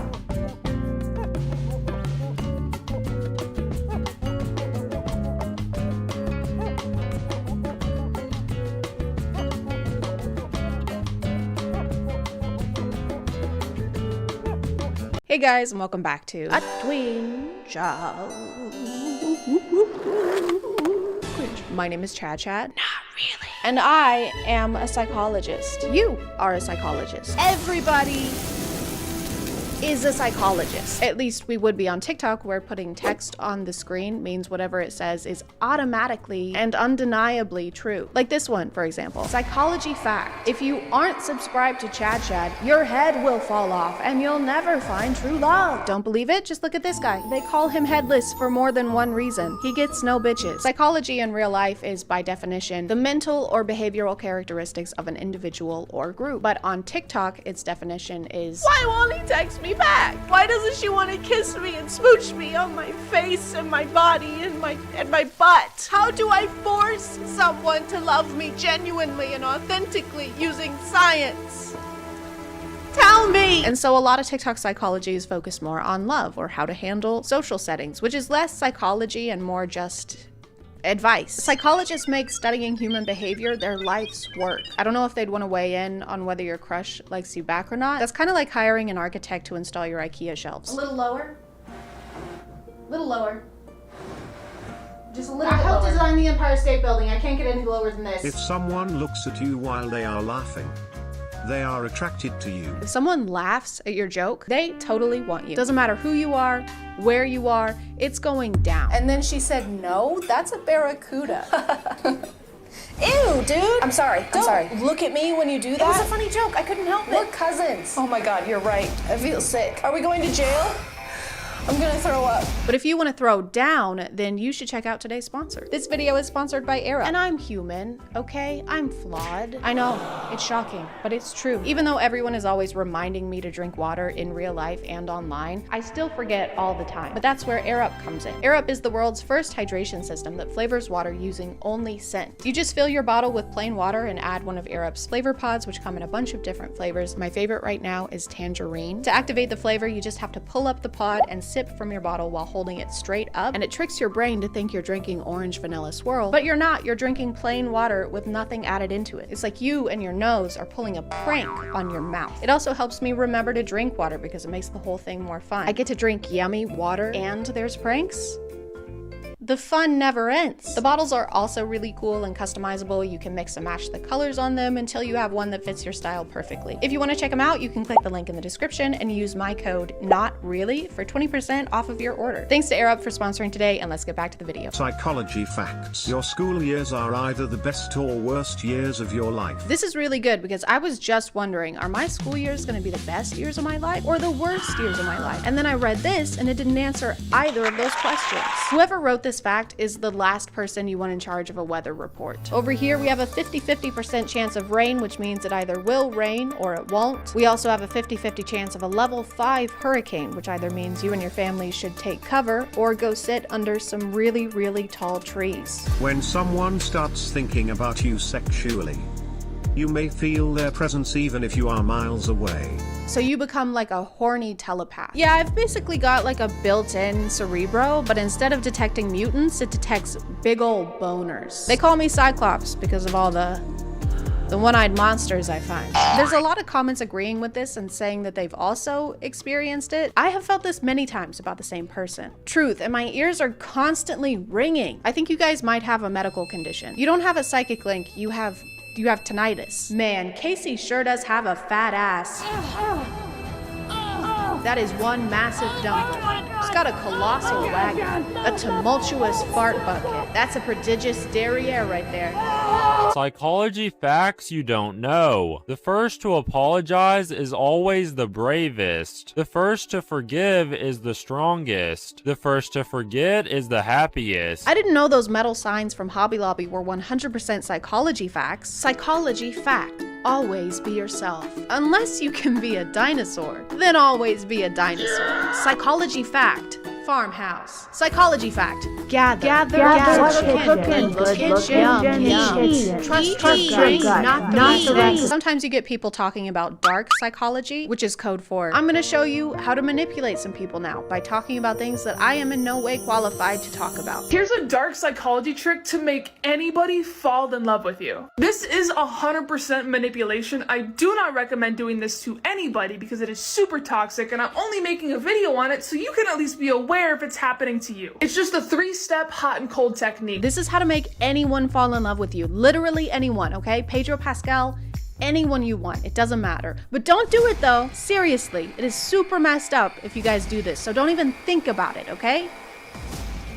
So step 1. Emotionally and physically, you have to pull away from them because this is going to make them feel insecure, like shit, and most importantly, the need to chase and get that validation back from you that they just got addicted to. And then you just have to turn that on button back on again and start validating them. This is going to make them fall in love with you, but in a very unhealthy attachment style. It's kind of messed up to use second person pronouns after that disclaimer at the beginning. I do not recommend doing this to anybody. The way this is phrased is literally like a step-by-step. And it even says good luck at the end. Luck! Why do we need luck if we aren't supposed to do this? Okay, so here's how to restock the warehouse. Okay, but this is a bad way. This is a bad way. Don't do it this way. Got it. Okay. Take all the inventory, put it on the shelves. On the shelves. Take it back down. Take back down. Piss on it. Piss on it. Throw it all away. Got it. And then what's the correct way? What's the correct way? Wait, where are you going? Good luck. No, wait. Psychology hack to make her like you instantly. When you're interacting with a female, you have to use sarcasm. This shows that you're playful and it displays intelligence and humor, a trait that females love. It's also an effective way of making her laugh and experience positive emotions with you. I've never heard someone scientifically break down how to have a sense of humor. If you wish to enjoy the company of an attractive female, you must partake in the jovial exchange of wit. This will lead to an emission of tittering or even guffaws such as this. Ha, ha, ha. Ha. I don't like the way he says interacting with a female. Dude, you're describing a date, not an enclosure at the zoo. Hey Tom, you wanna grab a beer? Yeah, hang on, let me finish interacting with these females. Eat up, sluts. If she says to you, I bet you talk to a lot of girls, you would reply with, I've never talked to a girl in my life. I'm just trying to get my first kiss. Tell the female you have never spoken to one of them before. It will not believe you because of your obvious charisma and charm. I've never talked to a girl before in my life sounds more like a cry for help. I don't know if it counts as sarcasm. I mean, he claims it'll make her like you instantly, and it's in text, so it must be true. I bet you talk to a lot of girls. Women don't talk to me. Oh, not even my own mother. I'm so sorry. She hated me. She wouldn't speak to me. That's awful. Except to say, I hate you. I hate you. You ruined my life. You're just like your father. I am so turned on right now. Psychology hack to get inside a girl's mind. Guys, please be careful when you're using this because this is dark psychology and this is going to make her think about you non-stop. So when you're talking or texting a girl in a casual manner, I want you to wait for a break in the conversation and then say, hey, there's something I want to tell you, and then right after that, just say, oh no, never mind, it's not worth it. What if you got in her head by being an enjoyable person? What if you fucked around and formed a meaningful connection with someone?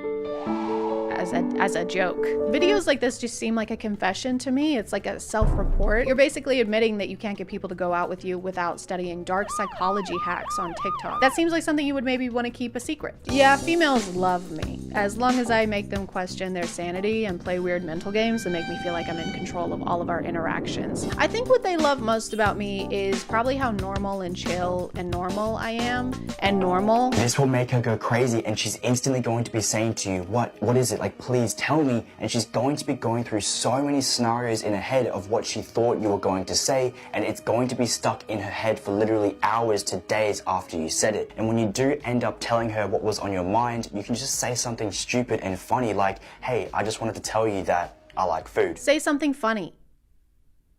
Like, I love food. I love food, guys. I really, really love food. They say you are what you eat. And that must make me food, because I eat food and I like it. What's the deal with airplane food? Because I love it. It's my favorite. I like it a lot. Ha, ha, ha, ha, ha. Some of these have this weird thing where they're basically dramatizing mental disorders in a cartoonish villain Shane Dawson documentary kind of way. Psychology trick to test if someone is a narcissist. If you suspect someone is a narcissist, tell them something that will make them look better by being your friend. For example, that your father actually owns a private jet that you use to travel around the world with. Now look them straight in the eye. They'll either show a hopeful smile because they found their new victim to draw resources from, or you'll see a jealous, hateful look. And if they say something like this, aha! Now I've got you, my pretty! Do not let them on your private jet. They may have bad intentions. Give me your shoes, bitch! She makes it sound like there are only two potential responses after telling your friends this. They'll either smile, which is bad, or they'll look jealous, which is also bad. Which one are we trying to avoid? Because both of these sound like terrible friends. It's also kind of hypocritical to do this in order to test someone else's psychological state, because you are literally lying to your friends in order to manipulate them and do some kind of DIY psychology test. You are also a terrible friend. What's that Bible verse about telling your friend they've got dirt in their eye? Hey, you should really get that dirt in your eye checked out. What do you mean? Who are you talking to? Sorry, I can't see with these really tall trees in my eyes. She wraps this up by saying that you should eventually reveal you were lying. Then you say, just kidding, my father can't even afford a private jet in his dreams. Their next facial expression will tell you everything. And then she doesn't tell us what facial expression will tell us everything, or what it will tell us, or what we're looking for. Sometimes it's like they aren't even trying to make it seem like they know what they're talking about. The most important part of roofing is, and I can't stress this enough, the most important part, and no one can argue this, absolutely no one. Someone could literally die if you don't do this part that I'm about to tell you. Hey, you can't be up here. Put that down. Are you stupid? No, I'm licensed. Yeah, right. Are you calling me a liar? Well, I ain't calling you a roofer. She also has another hack to tell us if our friends have bad intentions. Share a fake problem with them. For example, that you're about to invest $1,000 into something. Say that you don't have a lot of money, but you really believe in this investment. Now pay close attention to what advice they give you. They give you an advice where they end up getting a cut of the money. That's a huge red flag. She even tells us to pay close attention. Now pay close attention. Which is my favorite part because it implies that if we aren't focusing really hard, we'll miss that someone is trying to steal from us, which is ridiculous, okay? I would know if someone was trying to steal from me. Easy, I'll show you. Protecting your home against theft is very simple. There are a few precautions you can take. Today, me and my friend will be demonstrating how to make your home thief-proof. So first, you're gonna wanna... Okay, I'll be right back. Okay.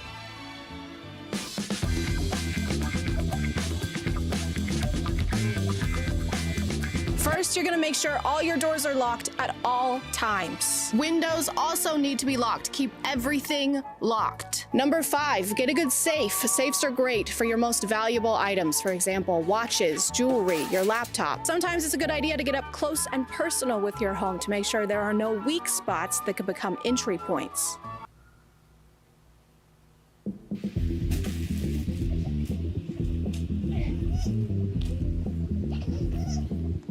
Number 35, keep up with your things. If you can't see it, you can't protect it. Never let important things out of your sight. Hey, Chad, can I borrow your keys? Oh yeah, sure. I like to do routine perimeter checks just to make sure that no one is getting to my treasured possessions. Is that my jet? That is such a red flag. I'm gonna call it there, guys. Thank you for subscribing, and if you are still here, thank you so much for watching. I appreciate you clicking on my video out of all the videos that are on here, and I'll see you next time. And don't forget to use code NOTREALLY for 20% off your order with today's sponsor, AirUp. Okay, bye.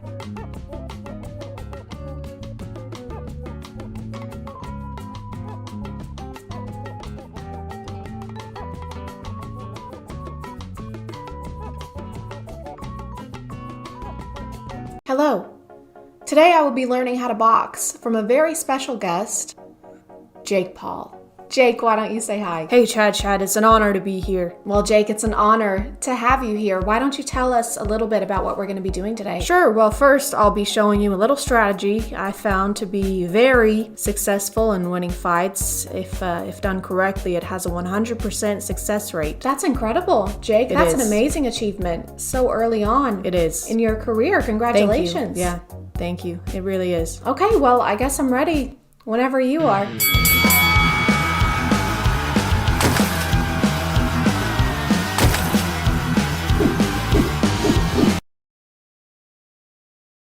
What's this? Just take it. I thought we were gonna fight. We are, just take the money. Okay. Now what? All right, now let me win. What?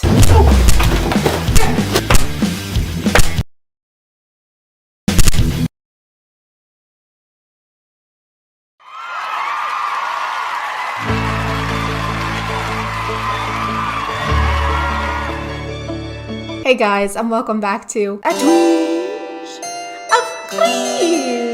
My name is ChadChad. Not really. And today we're going to be taking a look into the appalling world of Jake and Logan. I'm sorry, I promise I have better jokes in this video. I'm filming this after getting my second dose of the vaccine base, so please keep that in mind when you're passing judgment on my puns. Also, go get vaccinated. It's easy, it's quick, and why would you pass up on the once-in-a-lifetime opportunity of actually getting something for free in America?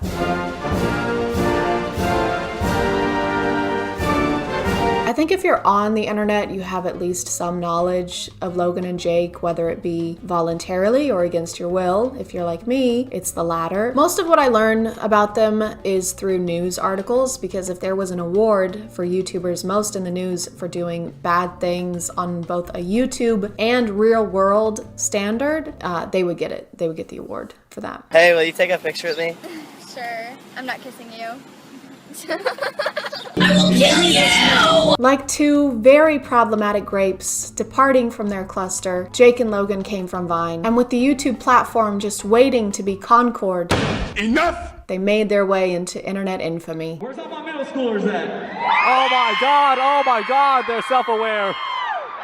Elementary school? Oh my god, they're so self-aware! One of the first things I heard about them after Vine shut down was during that era on YouTube when almost every channel was reacting to the music video It's Everyday Bro, which had more flow than a Progressive commercial and was posted 4 years ago. 4 years. 4. There were so many videos posted about it that I don't think there's anything left for me to contribute in 2021. So I'm gonna move on to their more current content. Jake is obviously a professional boxer. You know, his brother is a lot more talented, has a larger following. Those type of things. You literally, that's like calling Kylie Jenner Kendall Jenner. Like, doesn't matter. Still a compliment. You ever whoop your ass when you were the little brother? That was a question, Jake. You're supposed to respond. I just don't care about your questions. 50 people wanted to win, 50 people wanted to lose, and I was shocked because it's got to be like 90-10. Pretty amazing how many people don't like you. I actually kind of find it pretty impressive, your ability to be disliked. Dylan wouldn't sign a contract. Well, I'm trying to wait for you to stop talking. Okay. Bro, you were 36. So a lot of his content is related to that. But there is this. This was posted end of last year. And this looks good. I bet it's great. Ladies and gentlemen, thank you all for coming tonight. Let's give it up! Welcome to the first annual training camp talent show! Hi, I'm DK and I reside from Los Angeles, California, and tonight I will be showing you guys some of my great tricks. It is going to be called the Ice Hole Challenge. I'm going to squeeze ice in my hand, and when I open my hand, it will not be there. So you mean like you're gonna hold an ice cube until it melts, and that's your talent? Amaze a woman. We have to retreat. The aliens are too strong. We're losing a lot of people. Don't worry, okay? We still have Melt-A-Cube. Hey, I'm Melt-A-Cube. What the hell is he gonna do? Well, I think it's pretty self-explanatory, Llama Girl. He's gonna melt a cube, watch. Yeah, so I just... Oh no, they have Melt-A-Cube, guys, we gotta go. Oh my god, it's working, they're running away. Thank you guys very much, thank you guys so much. Sit down, sit down. The haters will be there. It's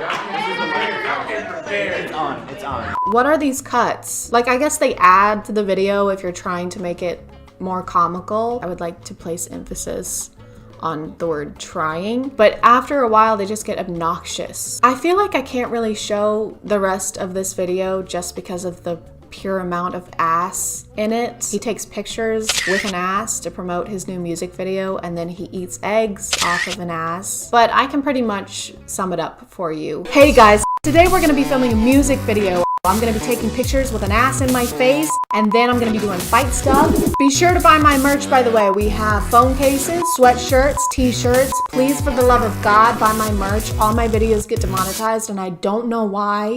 Logan's recent content seems to be much more bearable. He has that new podcast, and he's also doing the fighting thing. I'll answer the Muhammad Ali question. George Foreman. If you tell me what 7 times 8 is. Why are we still here? You can't do math. I've made a severe and continuous lack of my judgment.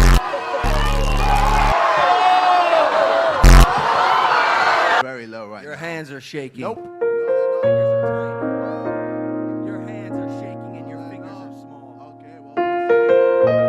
That probably has something to do with him getting a new PR team and or manager after a little something that happened in 2018 that rhymes with ilming a lead dotty. I've made a severe and continuous lapse in my judgment. In more recent controversies, Jake and his squad were seen looting a mall in the midst of last year's protests, where Jake is on video saying, "Hey yo, give me a free cologne." He was charged with criminal trespass, but it got dropped, which in the world of a wealthy white man with a huge social media following probably just means that. But let's talk about the incident that just happened and actually inspired this video.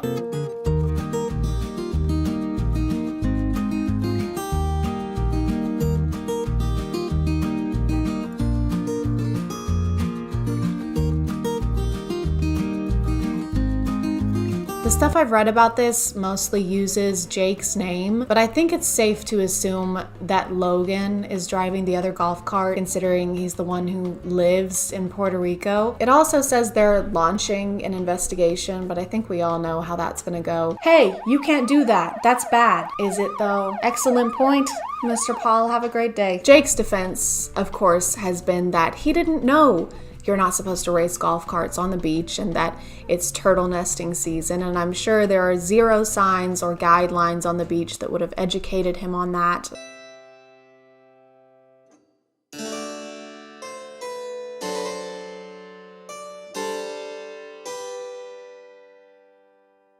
Order in the court. I said order in the court. Jared, on the charge of homicide, how do you plead? I'm not guilty, Your Honor. Jared,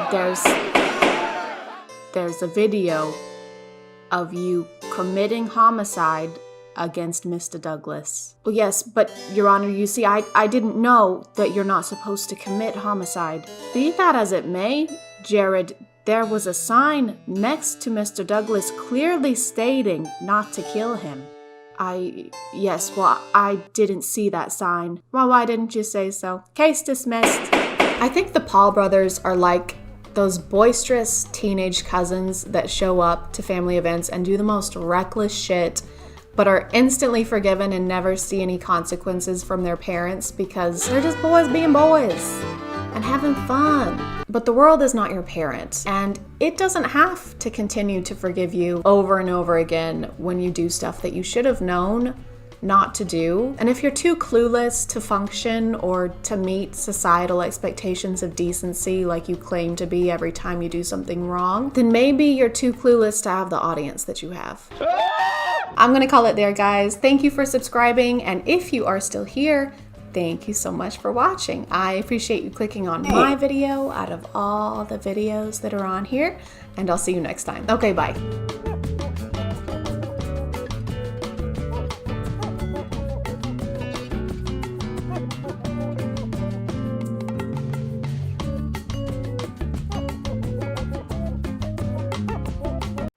Water, one of the most vital resources on the planet, something that we can't live without, and something that momfluencers can't bear the taste of without 2 pounds of powdered pineapple Fanta mix and heart-shaped ice cubes made of pink lemonade. So it makes sense that something as important as water, something of this magnitude, deserves to be carried in a vessel of the same importance. Something sturdy, something cute, something that retails for up to $60 before tax. So when Stanley Cups started blowing up online, we found that vessel.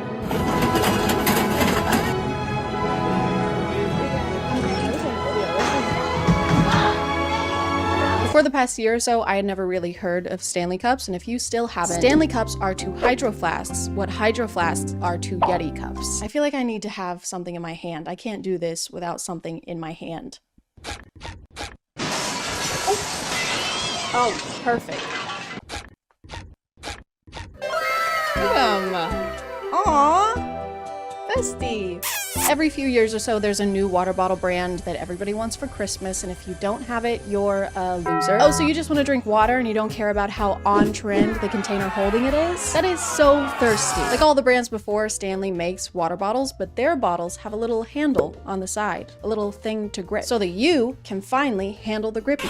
But what people can't handle is Stanley's Valentine's Day collaboration with the poo-poo head company known as Starbucks. The limited edition cups were hot pink instead of Stanley's usual collection, which only has light pink, and we don't want that. We want our grippies hot and pink. To put it simply, people have been losing their gourds over these cups. The release of these cups was like Black Friday for people who know all the lyrics to Lavender Haze. This was the most chaotic thing to happen in like 2 days, which isn't a long time, but this year has been crazy, okay? Gypsy Rose's husband has a big dick. And that's something I know now. There were literally people camping out in Target parking lots at 3, 4 in the morning just waiting for them to open so that they could storm the display like they were in the battle at Helm's Deep. There was one person who fell mid-sprint and no one even checked on her. No one cared. They all just turned on her. One of you will betray me come the morn. No. We would never do that. I would never ever do that for only 30 pieces of silver and a hot pink Stanley Cup. They made a pink one? Well, hang on. I mean, why wait until morning? Guys, he's in here. No, wait, that's not. Sorry, man, they're BPA free. What? Yeah, come on, don't be cross. Judas. But someone who would never betray you is today's sponsor. This video is sponsored by Care Of. One of the reasons I've never been able to keep up with a vitamin routine is all the time you have to put into finding each individual one. You get one here and one there, and then when they run out, you have to do it again. Well, not anymore, you don't, because Care Of offers a curated vitamin routine based off your specific goals and lifestyle. You take a quiz for a few minutes, and Care Of sends your specialized products every month in a counter-friendly box with your daily vitamins already zipped in this little bag, so you literally just have to grab it and go. It makes it way easier to take them every day, but if you need an extra reminder, just download their free app where you can set up and track your routine goals, whether it's getting enough protein or going outside. Yeah, that's right. Go touch grass. Based on my quiz, I've been taking iron and keratin because my hair still hasn't forgiven me for last year. I've also been trying this collagen because my skin gets way worse in the winter. But this stuff is great. It's unflavored, and I mean actually unflavored, so I can just mix it into water and then ta-da! Take that, Winter. Checkmate. If you want to check them out, just use the QR code here or click the link in the description and use code ChadChad for 50% off your first order at Care Of. Thank you to Care Of for sponsoring, and let's get back to the video. The funny thing about people running through Target like this is that I can almost guarantee that every one of them already has a Stanley Cup. There are people who collect Stanley Cups like Pokemon cards. I've talked a little about skincare on TikTok and how people will have ridiculous amounts of skincare products that no one person would ever need. Some people do the same thing with Stanley Cups. They'll have cabinets dedicated to Stanley Cups or walls with shelves crammed full of them in every possible color to go with their different outfits. There are at least 32 cups in this picture. One person does not need that many cups. I've heard 2 girls only need 1 cup. I heard that somewhere. The Valentine's Day tumblers were $45 and they had other ones for less money, like the shorter ones, but nobody cares about those for some reason. No one cares about the short kings, even in drinkware. Shame on y'all. After all this crazy stuff went down, Target had to start making systems to try and avoid the chaos. In a lot of videos, they sell out in literal minutes.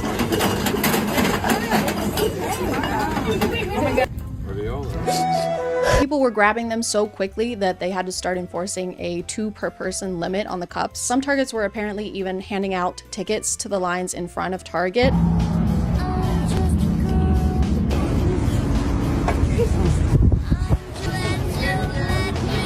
many do Target, you know?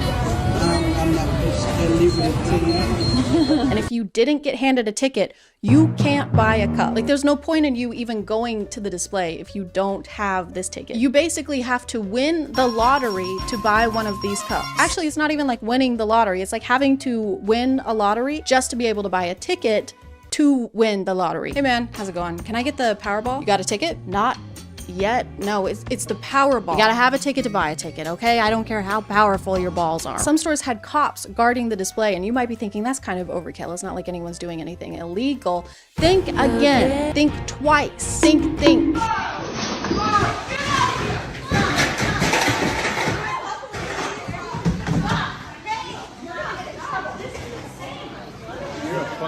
This guy grabs an entire box from behind the counter, which is crazy. I don't care about Starbucks or Target, but don't stress out the employees. They're already over your shit without you doing anything illegal. You're legally a pain in the ass. But then these people body slam and tackle him. Stop him! Stop him! Stop him! Stop him! Yes, stop him! Everyone rallied together over this box of Stanley Cups like their lives depended on it. I've seen less of a Samaritan response during anything else. Oh my god, that man is stealing a box of Stanley Cups. He's stealing Stanley Cups. No, it's a baby. I'm stealing a baby. Oh, thank God. I thought he was doing something really Come on, bad. I'm a kidnapper, not a monster. Goo goo gaga.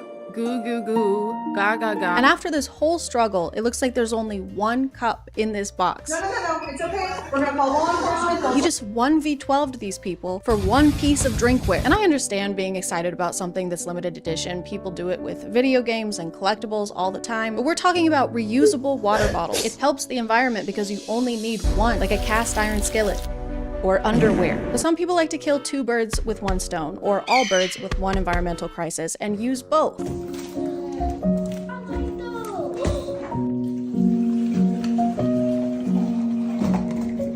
On the bright side, this is more efficient. This way, the plastic will end up in the ocean faster. Time is money. Money is Stanley Cups. My leg itches and my hand is sweaty. This is just insulting, because if you're gonna use plastic water bottles, at least use them. The environmental impact can't be for naught. Verily, unless they can't drink their water, this is completely pointless and just adds an extra step. I just created matches so that we don't have to use rocks to make fires anymore. Amazing, that makes things easier and better.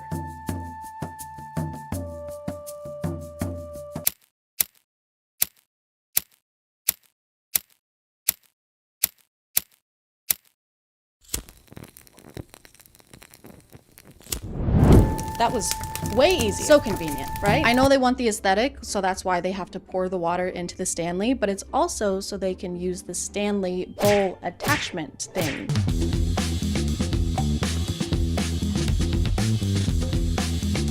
There's already a container to drink the water from, and there are already bowls. If anything, this is just taking a bowl and putting it on something precarious that your kid's knee is gonna knock out in 2.5 seconds. Nice throw! And if you take too many grapes from one side, the whole thing will topple over. This is like putting your toddler's food on top of a Jenga tower. And that's another thing about Stanleys, is that people like to make accessories for them, which if you take into account the people who think of these as accessories and buy different colors to go with their outfits, this is accessorizing an accessory.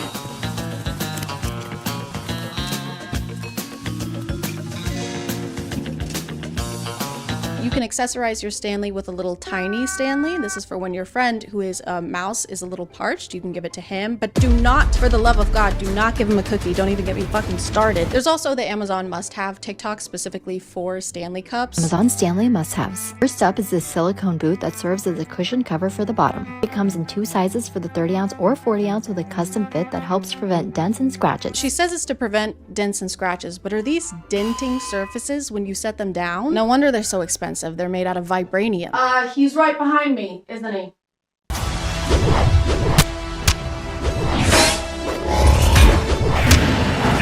You can also buy clothes and purses for your Stanley. This carrier is another favorite, especially if you like to bring your Stanley on the go. It secures around the cup with Velcro for a nice snug fit. This pouch that's designed to strap onto Stanleys so you can keep a few of your important belongings like a cell phone, key fob, and card holder all together. It kind of seems like a water bottle isn't what you want. You would like a doll, like a Barbie or an American Girl doll. These are probably as expensive as American Girl dolls, which is really hard to be. And this is fine. Some of these are cute. I'm not going to pretend that they're not, but what isn't cute is whatever this is. The packaging was so cute, I had to get it laminated. Then I rolled it up and tied it with a scrunchie, added some glue dots to the back. Now I can use my tumbler without messing up the label. You just laminated garbage. We don't need ways to make trash last longer. Biodegradable. That's for betas. That's why in 2024, I'll be making garbage immortal. Vote for me, and the only degrading you'll see is in the bedroom. And your quality of life. And the economy. I know that this is not every Stanley Cup owner. There are plenty of people who like Stanleys a normal amount, who just want a reusable, cute cup, and who don't try to punch Target employees in the throat. I think all the Valentine's Day cups are sold out now, which sucks, because how am I supposed to get one? There are some people reselling them for over $200, and that's ridiculous. So I guess I'm gonna have to make my own Stanley Cup. So this is my tutorial for how to make your own Stanley Cup. First, you're gonna buy this decal paper from online, and then you're gonna not use that at all, because you don't have ink for your printer, and then it snows in Tennessee way more than anyone is used to. Everyone is staying home from school and work. Everyone is stranded. I'm stranded. I can't go to the grocery store. I'm only eating Chef Boyardee. These are dark times. So then you're gonna have to improvise a little bit. You're gonna have to brainstorm, and then you're gonna remember that your amazing, wonderful manager got you an Insta camera for Christmas, and then you're just gonna take a picture of your design on your phone, print that out, cut it out, fasten it to your cup in a dishwasher waterproof way, and there you go. There is your very own Stanley Cup. You know, Stanley, like the guy, laugh. Then you're gonna test it out. You can take it with you places as long as you don't go any places because you're stranded. And I know what you're thinking. You're thinking there's no lid and so it's not gonna be spill proof, but that's actually not factual at all. It is spill proof. Whatever fun things you're up to, you can take it with you. It's just that kind of cup where it's kind of like a companion. It's kind of sentient. It's like its own being. Sometimes it speaks to you, it talks to you, it whispers in your ear at night. You can take it with you when you go sledding in the snow, or you could if you had the fun kind of snow and not the kind of snow that's just sinks down every time you step on it. But the Stanley Cup finds a way. There is always a way to have fun with a Stanley Cup, with this Stanley Cup that you made. So yeah, if you happen to have all these ingredients laying around your house, highly recommend making your own Stanley Cup. That's about gonna do it for me. Send help, reinforcements, send food that doesn't come in a can, send those things from the Hunger Games that the sponsors just send help. I'm gonna call it there, guys. Thank you for subscribing, and if you are still here, thank you so much for watching. I appreciate you clicking on my video out of all the videos that are on here, and I'll see you next time. Okay, bye.